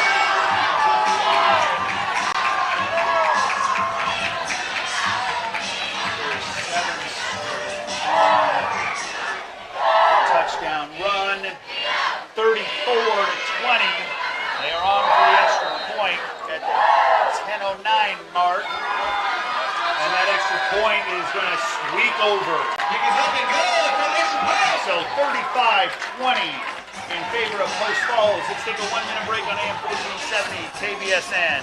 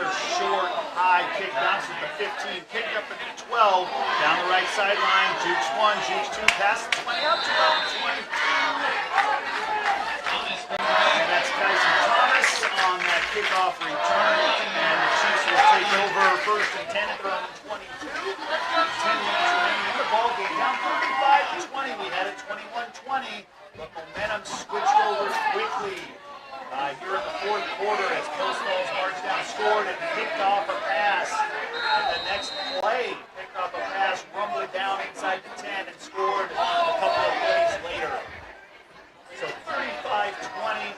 Chiefs got to get back the momentum offensively. Two receivers split out to the side. Middleton back to throw. He's going to look left, throw right. And he's going to lose 3 on that. It is our normal starter, Sergio Guzman, back at the running back spot. So a 3-yard loss on that quick pass out into the flat.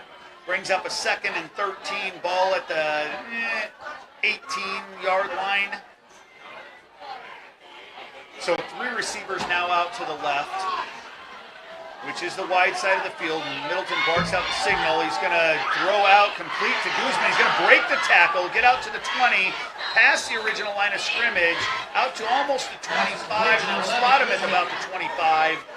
So that was a gain of about 5 or 6 when it could have been another. Again, it's Sergio Guzman out in the flat, and he looked like he was going to get tackled for a 2-yard loss, but he broke that tackle this time and picks up the 5 or 6 yards, gets 3rd down and a long 7. Ball spotted at the 25, needs to get to the 32. Middleton back to pass, rolling out to his right. He's got to try and set and throw. He jukes one guy. Now he tucks and runs. He's got one guy to beat. He's really close to that first down marker, and they're going to shortchange him, I think. Unless he actually stepped out of bounds, they're going to say he's a yard shy. He knocked over the yard marker, and then he stepped out of bounds when he, nobody's complaining over there, so maybe my vision's a little off. So a 4th and 1 after a 6-yard run, and he needed 7. We've got 8:45 remaining in this ball game, so are the Chiefs, can they afford to punt, or do they go now for it? And they kind of have a weird little full house backfield. They're going to go, they're going to hand it off. They're not, they're going to try and play action down.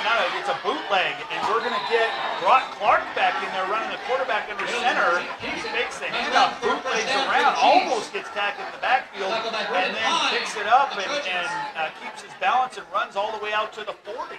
So he picks up that first down to keep the Chiefs drive alive on a 4th and 1. So back is Middleton. A little more electrifying on the offense, Middleton right now over Brock Clark. 2 receivers split to the side, faking the blitz. Back to throw Middleton. He's going to wind up and chuck it down the right side. It's going to be incomplete. Out of the hands of our intended receiver. I can't tell if that's Middleton or over there on the far side. It does look like it on there. It is. Matt Clark. And he had the first down, but it does fall incomplete. Had about 13 yards on that gain. I thought he had it, but then the defense came in and must have swiped it clean. It's on the far sideline. So couldn't tell if we just never had it or the defense made a good play. 3 receivers right, 2 to the left. Back to throw. Passes out to the flat, in and out of the hands of Throneberry. He shoves the defender afterward. He's got to be careful. I don't know if Woodward's changed. He definitely has to keep his cool. Because definitely, that's actually not Throneberry. My bad. That's Kyson Thomas. Again, the 13-18 concept. It was through Thomas's hand. And almost intercepted. But that's going to bring up a 3rd and 10 for the Chiefs. The ball is spotted at their own 40-yard line. 7:59 remaining in the ball game. It's 3rd and 10 to 40. 3 receivers to the right. Taking the blitz. And delayed bringing the blitz. Got to step up. He's going to throw. It is complete. Looks like Asher Lindgren at the 49. He gets to the 50. Gets to the 49. Enough for the first down for the Chiefs. Falls for the first down. So 1st and 10 for the Chiefs. A nice dart and good catch, protecting his body from the defender. It was Asher Lindgren and comes down with it at the 49 of Post Falls for 1st and 10. So the referees are blowing the whistle dead. I want to see what's up with that. So Sergio Guzman, the running back, they're shipping him off. So I don't know, maybe he's got blood on the arm or something. Possibly looked at his elbow and ran off. Brings it in at its win. Clock moving, 7.5 minutes remaining in the ball game. Chiefs down 35-20. 3 receivers out to the left, which is the wide side of the field. Middleton's marking out the signals. They're bringing the blitz. They pick it up. The offensive line's done a great job tonight. Rolling out to his left. He's got to get rid of it. He doesn't. Middleton is sacked with a backfield on the line. 39 loss of 11. Loss of over 10. They brought the blitz. I thought the line picked it up. Middleton had to scramble out. He was just chased down. He couldn't. He's rolling to his left. Couldn't plant and throw. So tucked it in so he wouldn't fumble. Second down, Good choice 21. there, but we've got to try and get rid of it and avoid the 11-yard loss. Brings up a 2nd and 21. That's one of those plays we just can't afford to have happen. On a 1st and 10, I know they might want to go gamble, but they blitzed at the right time, and we didn't have receivers checking that blitz, cutting the routes off, and coming back to give Joel the opportunity to make a completion. Back to throw. Middleton's going to step up. He's going to tuck it and run. He's going to fake 1 guy. He's going to fake 2 guys. Back to midfield. He's going to run out of bounds at about the 48-49. The original line of scrimmage. So a nice 12-yard run by Joel Middleton to about the original line of scrimmage. Brings up a 3rd down and 9 for the Chiefs. Down to the 6:20 mark as he ran out of bounds. And they're going to spot him at the 48 to bring up that 3rd and 9. Jackson Purcell comes in on the offense. Seth Olson also in on the offense. To go along with Throneberry and Asher Lindgren. Starting at the signals, Joel Middleton, 3rd and 9, back to pass, screen setup, screen complete. Just can't quite break that tackle. He picks up a couple of yards, Maddox Green on the screen pass. Picks up 2, and that's going to bring up a 4th down and 7. Nice tackle on the open field as the linebacker steps up and makes that tackle. A great play call as the Trojans have been showing more delayed blitz where they bring in a 3 and bring a 4th and sometimes a 5th after a 1,000 count. And this time they read that and didn't bring the extra guy, and he's the one that made the tackle. So 4th and 7 for the Chiefs, 2 receivers to each side. Middleton back to throw. Now he's going to step up. He's going to make the throw. And I don't know who this is. That guy was wearing a black jersey, not a white jersey. The closest receiver was Asher Lindgren, but about 5 yards behind and long. So I'm not sure what the thought process was there. If it just floated on Joel, but it turns over on downs. 5:33 remaining in the ball game. Chiefs down by 2 scores, 35-20, and turn it over on downs at the 46-yard line at Post Falls. They waste no time. They break the huddle at the sideline. They are out on the ball. 2 receivers each side of the quarterback with a running back behind them. Motion to the right. 3 receivers that side. The handoff. It's going to skirt past the defensive line, skirt past the linebackers, all the way in for a 13-yard gain for... I'm trying to see, that can't be Throneberry.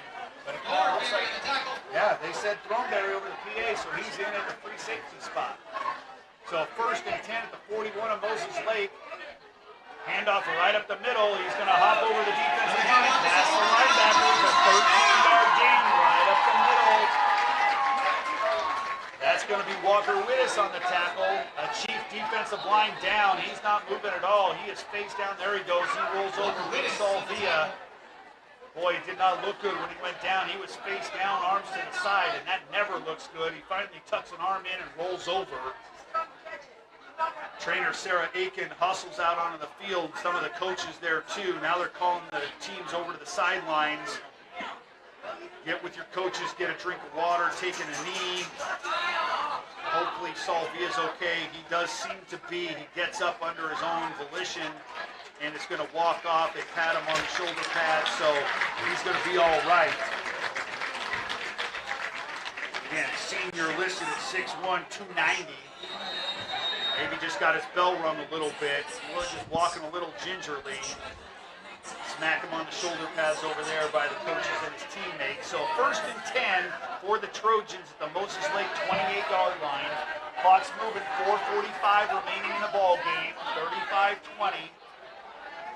Motion from left to right. Handoff right up the middle there. He's going to get met at the line of scrimmage and going to be tackled for a 1-yard loss.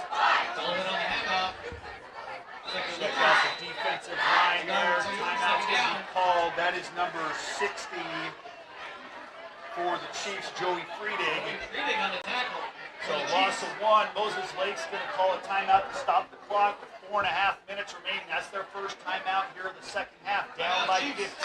Let's take a 30-second break on AM 1470 KBSN.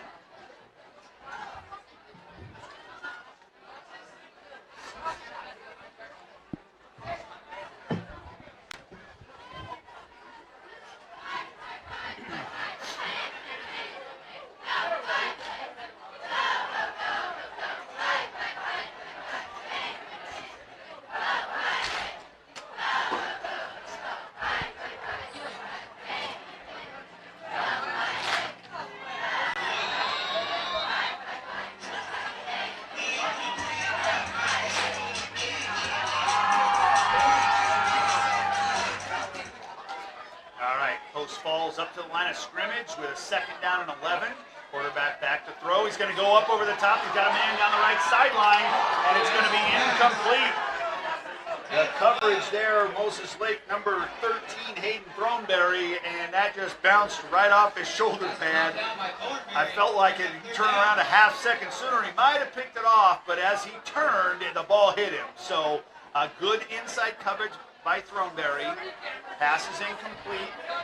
Little tempting out of Post Falls with a 2-score lead. I get that they're going to take their chance down the sideline, but you want the clock running, not stopping at 4:22.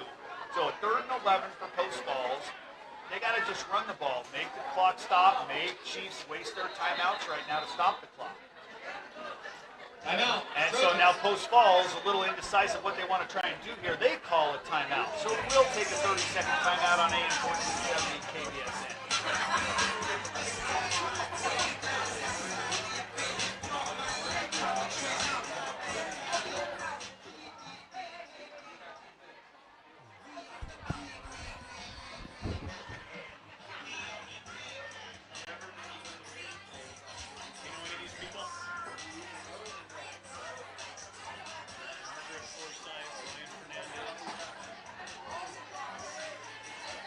We had about 130 viewers, a bunch of them from Moses Lake. Really? Giving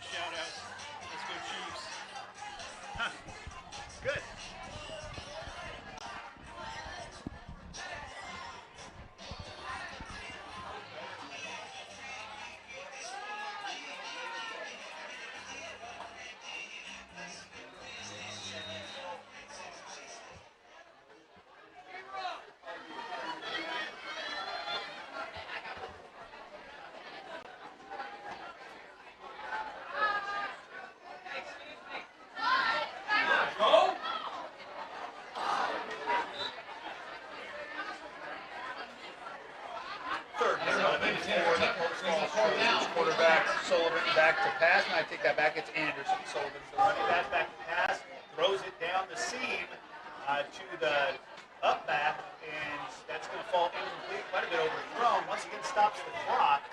I don't understand their desire with the 2-score lead to keep the clock stopping after the incomplete passes. They should run the ball even if they don't get the first down to keep that clock moving and force the Chiefs to call timeouts. But that's why I'm up here in the booth, acting like I know, and I'm not the coach down on the sideline. But a 4th and 11 for the Trojans at the 29-yard line. Quarterback rolling out to throw. He's going to plant, throw it. He's going to make a great pass at the 18-yard line at the 14 for the first down. So the 18 Throw on the coverage is there, but just a good throw and a nice catch. So it works out for the Post Falls Trojans. They didn't take time off the clock, but they got a first down anyway. Clock is moving about the 4-minute mark at the first and 10 at the 12-yard line. Two receivers and, again, the tight end that's off the line of scrimmage. On the left side, the wide side of the field, low snap. They get it. The handoff is fumbled, but I think the running back's going to jump right on top of it. Salvia right there, but I don't think he can squeak his arms in there. So the running back drops on the ball and loses a couple of yards. Timeout, Chiefs. And so the Chiefs are going to take a timeout with 3:34 remaining in the ball game. So let's take a 30-second timeout of our own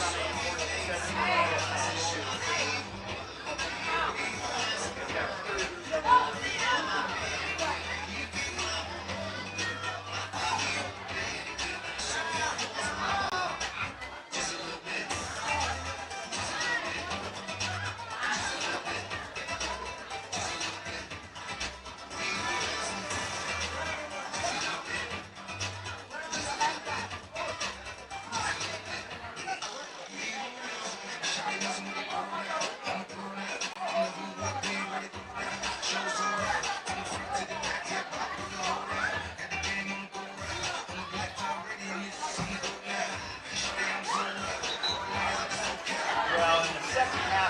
definitely a game of momentum. The third quarter, the Chiefs scored twice, stole momentum, got the score 21-20, but the fourth quarter has been all Post Falls with a couple of touchdowns to push that lead back up to 15 because of a 2-point conversion. So a 2nd down and 14, ball on the 17, man in motion, the inside handoff to that wide receiver, and he's going to stick it for a 17-yard touchdown run.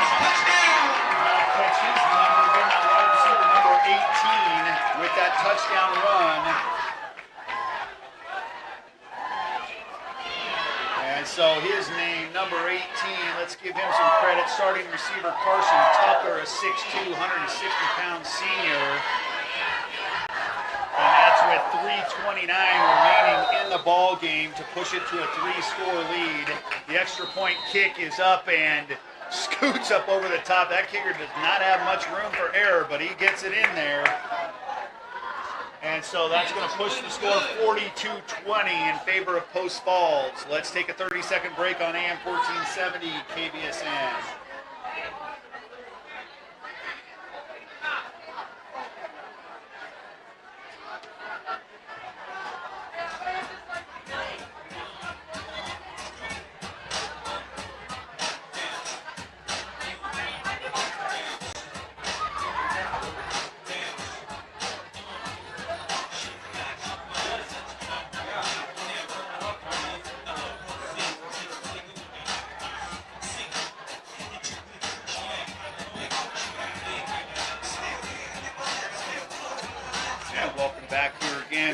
Lake Chief football here at Post Falls Week 2. In Week 1, we suffered through, I believe, 56-21 loss to Bothell Cougars, and here at Post Falls, we are down 42-20.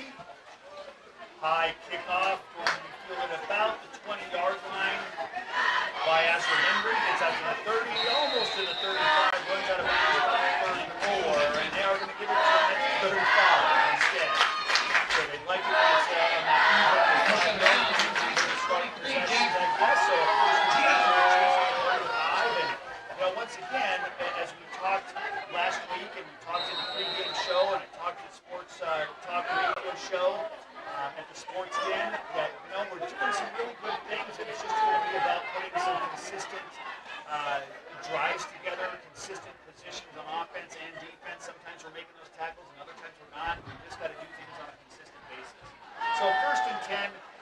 back to pass. Middleton rolls out to his left. He's going to go over the top throw. It looks like it's complete. And they are going to give him the catch at the 45. That is Kyson Thomas with a back shoulder one-handed catch. And I was waiting to see if what the officials were going to do before I got excited. But that 35-yard start all the way to the 45-yard, so a 20-yard one-handed back shoulder reception from Kyson Thomas. So those two sophomores are hooking up for some electrifying plays in the second half. First and 10 at the 45, two receivers inside, back to throw down the left sideline. He's got Seth Olsen down the sideline, but the free safety is going to make his way over on that long pass and break it up. It's going to fall incomplete at about the 10-yard line. Again, Seth Olsen had about a yard step on the DB, or the cornerback, but the free safety rotated over and made that play. Nice plays. That ball kind of hung up, but hey, you're throwing it from almost the 50-yard line down to the 10. He's got 40 yards of ball air time to make his way over out of that free safety position. The clock stops at 3:08 remaining in the ball game, and a second down and 10 at the 45 of Post Falls. Again, 42-20 is your score here late in the ball game. Chiefs made a game in the third quarter, but Post Falls has spread it back out in the fourth. Middleton rolls out to his right, wants to plant and throw, and then scrambles out. And now he's going to plant and throw, but it's going to fall incomplete as he's rolling out to his right. Now we've got a flag on the play late, so I don't know if Middleton got hit out of bounds or not. Pass is incomplete. So we'll see here. They stopped the clock at 2:58. But that's the only explanation I've got is a late hit because he had already gone out of bounds and he must have gotten hit. Personal foul, roughing the quarterback, so it'll be a 15-yard penalty. And so I'm guessing that'll take it down to the 30. Trying to find there he's got the ball. So he thought he was on the sideline. I'm like, they never do it on the sideline. Now it's the guy on the left hash mark. When we rolled out to the right hash marks, that's where I was kind of lost the official in the shuffle. First and 10 after the roughing the passer. Ball spotted at the 30-yard line. 2:58 remaining in the ball game. Chiefs down by 3 scores, so we're going to have to act quickly. I think we're down to 1 timeout. The scoreboard here doesn't show. Blitz from the corner spot. Got to roll out. He's rolling out to his right. Throws and completes behind the line of scrimmage. Misses a guy and then gains a couple, trying to see who made that reception out there in the flat. Guessing it's Throneberry, but I gotta wait and see. Now it's Tyson Thomas. So a 2-yard gain there for Thomas and the Chiefs. Brings up a 2nd and 8, but that did not stop the clock. 2.5 minutes remaining in the ball game. 2 receivers split to each side. Sergio Guzman, the running back in the backfield, looking left, steps up, got room to run. We'll see if he's going to throw, and he is going to plant throw, and he's going to get rid of it, and then a late hit again. So a good job, I think, good decision-making by Joe Middleton here to throw it out of bounds and take the incompletion, stop the clock, and then he got lit up after he released it. And the coach for Post Falls is not happy about that. That's twice that's happened, and it's totally unnecessary. So we'll take that 15 yards from the 30-yard line and put it down, well, it's at the 28. So I'm guessing that's half the distance, and it'll go down to the 14-yard line and give the Chiefs a 1st and 10. First down, Chiefs. So just not smart play by Post Falls, but, you know, hey, they're looking like their first win of the season, getting a little excited, got some aggression to take out maybe a little bit. I get it. But you got to be a little more disciplined than that. So a 1st and 10 for the Chiefs. Like I said, they're putting it right at the 14-yard line. So showing blitz, they're bringing him. Got to get rid of it. He does, and he's got Sergio Guzman out of the backfield all the way down to the 3, and he makes the catch. Linebacker was on his back for a piggyback ride. And Sergio makes the catch again. So nice job by Sergio Guzman, and a good decision there by Middleton, not to just throw it away, but to get that ball out of his hands as the blitz was coming in. And now we've got our short goal line package here. So in comes Brock Clark and the extra lineman to be back in the backfield to lead the way. So we got that full house backfield, tight ends in there. Got first and goal at the 3. The handoff to Sergio. He's going to be hit about the line. Let's see if he can push his way over, and he does. 40-yard touchdown run by Sergio Guzman.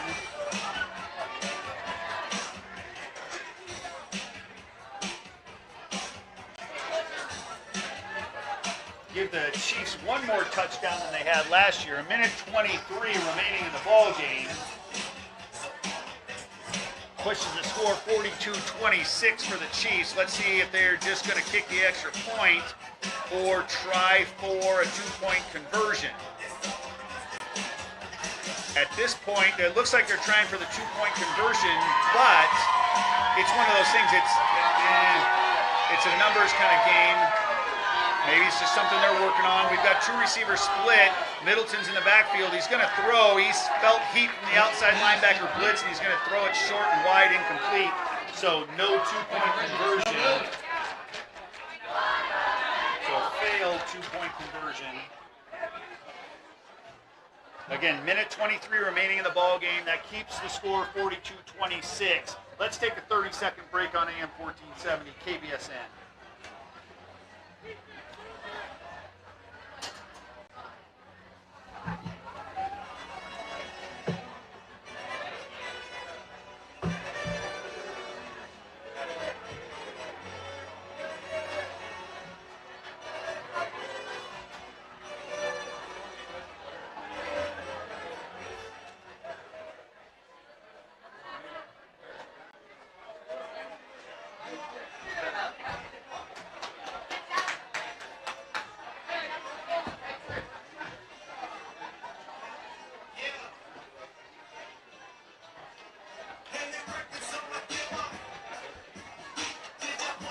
All right, we're back here as Ivan Bones setting up for the, not the extra point, for the kickoff. Spotted at his own 40. Onside kick possibility, and they do, and it's going to bounce right into the breadbasket of Post Falls, and he bobbles it. Let's see if they say Chiefs recover. We are all pointing Chief ball, but let's see. Now not so excited, so we'll see. And the Chiefs recover the onside kick. See if I can see who comes up with that ball. Number 29 looks a little happier than the rest of them. And that's Jacob Good. I'm not sure if he got it, but he looked a little more excited. He's getting some extra helmet pats on the side. So the Chiefs will have it 1st and 10 at the 49-yard line with $1:19 remaining in the ball game. So Joel Middleton back at quarterback, 3 receivers to his left. Again, 1st and 10 at the 49. Minute 20, minute 19. Back to throw. Looking left. He's going up over the top. He's got to go get it. And actually, we got Kyson Thomas playing defensive back there. He did a good job because he knocked it away from the interception. So we just kind of stepped back, threw it up there, and hoped Thomas ran under it, and he had to play DB there. So it falls incomplete. Brings up 2nd and 10. Minute 11 left in the ball game. Chief offense looking to the coaches on the sideline. More of a prevent defense now. So really, let's throw it underneath coverage and get yardage here, and maybe we break something. Motion out of the backfield. Looking to Guzman. Not there. Now he's going to step, throw. Looks complete at the 40-yard line. They are going to give us the completion. Not enough for a 1st down. That is Kyson Thomas. So he's got a number of receptions here on the night. He's going to be about a yard and a half shy. Brings up a 3rd and 1, but he drug that foot out of bounds to stop the clock at 1:02 remaining in the ballgame.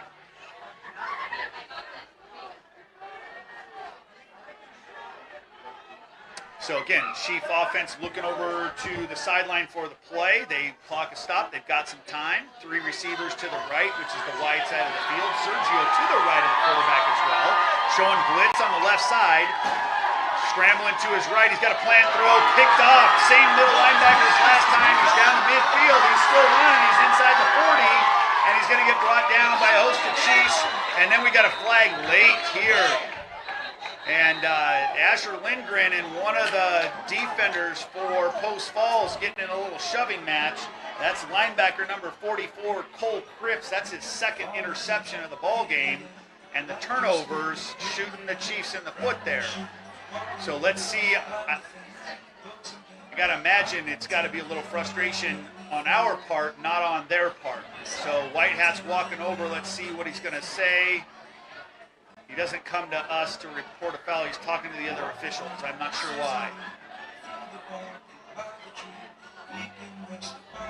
So I apologize for the dead air. I'm just kind of waiting to hear what's going on.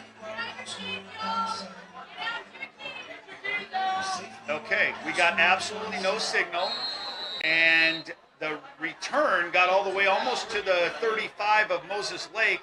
And it's 1st and 10 Post Falls at the 48 with absolutely zero explanation. So I don't know what the penalty was for. Because it had to have been after the interception and then on Post Falls and not on Asher Lindgren. So, okay, I'll take it, but it'd still be nice for them to signal that. So we've got 50 seconds remaining in the ball game. I thought maybe we'd see the take a knee formation. That's not what we're seeing. 2 receivers to the left, 1 to the right. Quarterback back to throw. He's going to hand off. Looks like back up quarterback, back up running back. The running back is going to shoot around with a broken tackle, get a first down, a couple more yards. And then Chiefs linebacker Jacob Gould makes that tackle after a gain of 12. And inside Chief territory to the 40-yard line. 35 seconds remaining in the ball game. And again, now we've got second and third stringers in there for Post Falls. So instead of taking a knee, they want to give their kids, their younger kids in a non-conference game some action. So totally understandable there. As much as we might say, hey, you got a 42-26 lead, take a knee in the ball game. And they're kind of stalling out here and letting the clock go down. It's got 11, 12, 10, 9. So I don't know if there's enough time to let it run out. Maybe there is. And so it looks like there is. They're going to let that go. So a final 42-26 here at Post Falls. Let's take a break. When we get back, we'll do our quick post-game wrap-up. This is Matt Trojan, AM 1470, KBSN.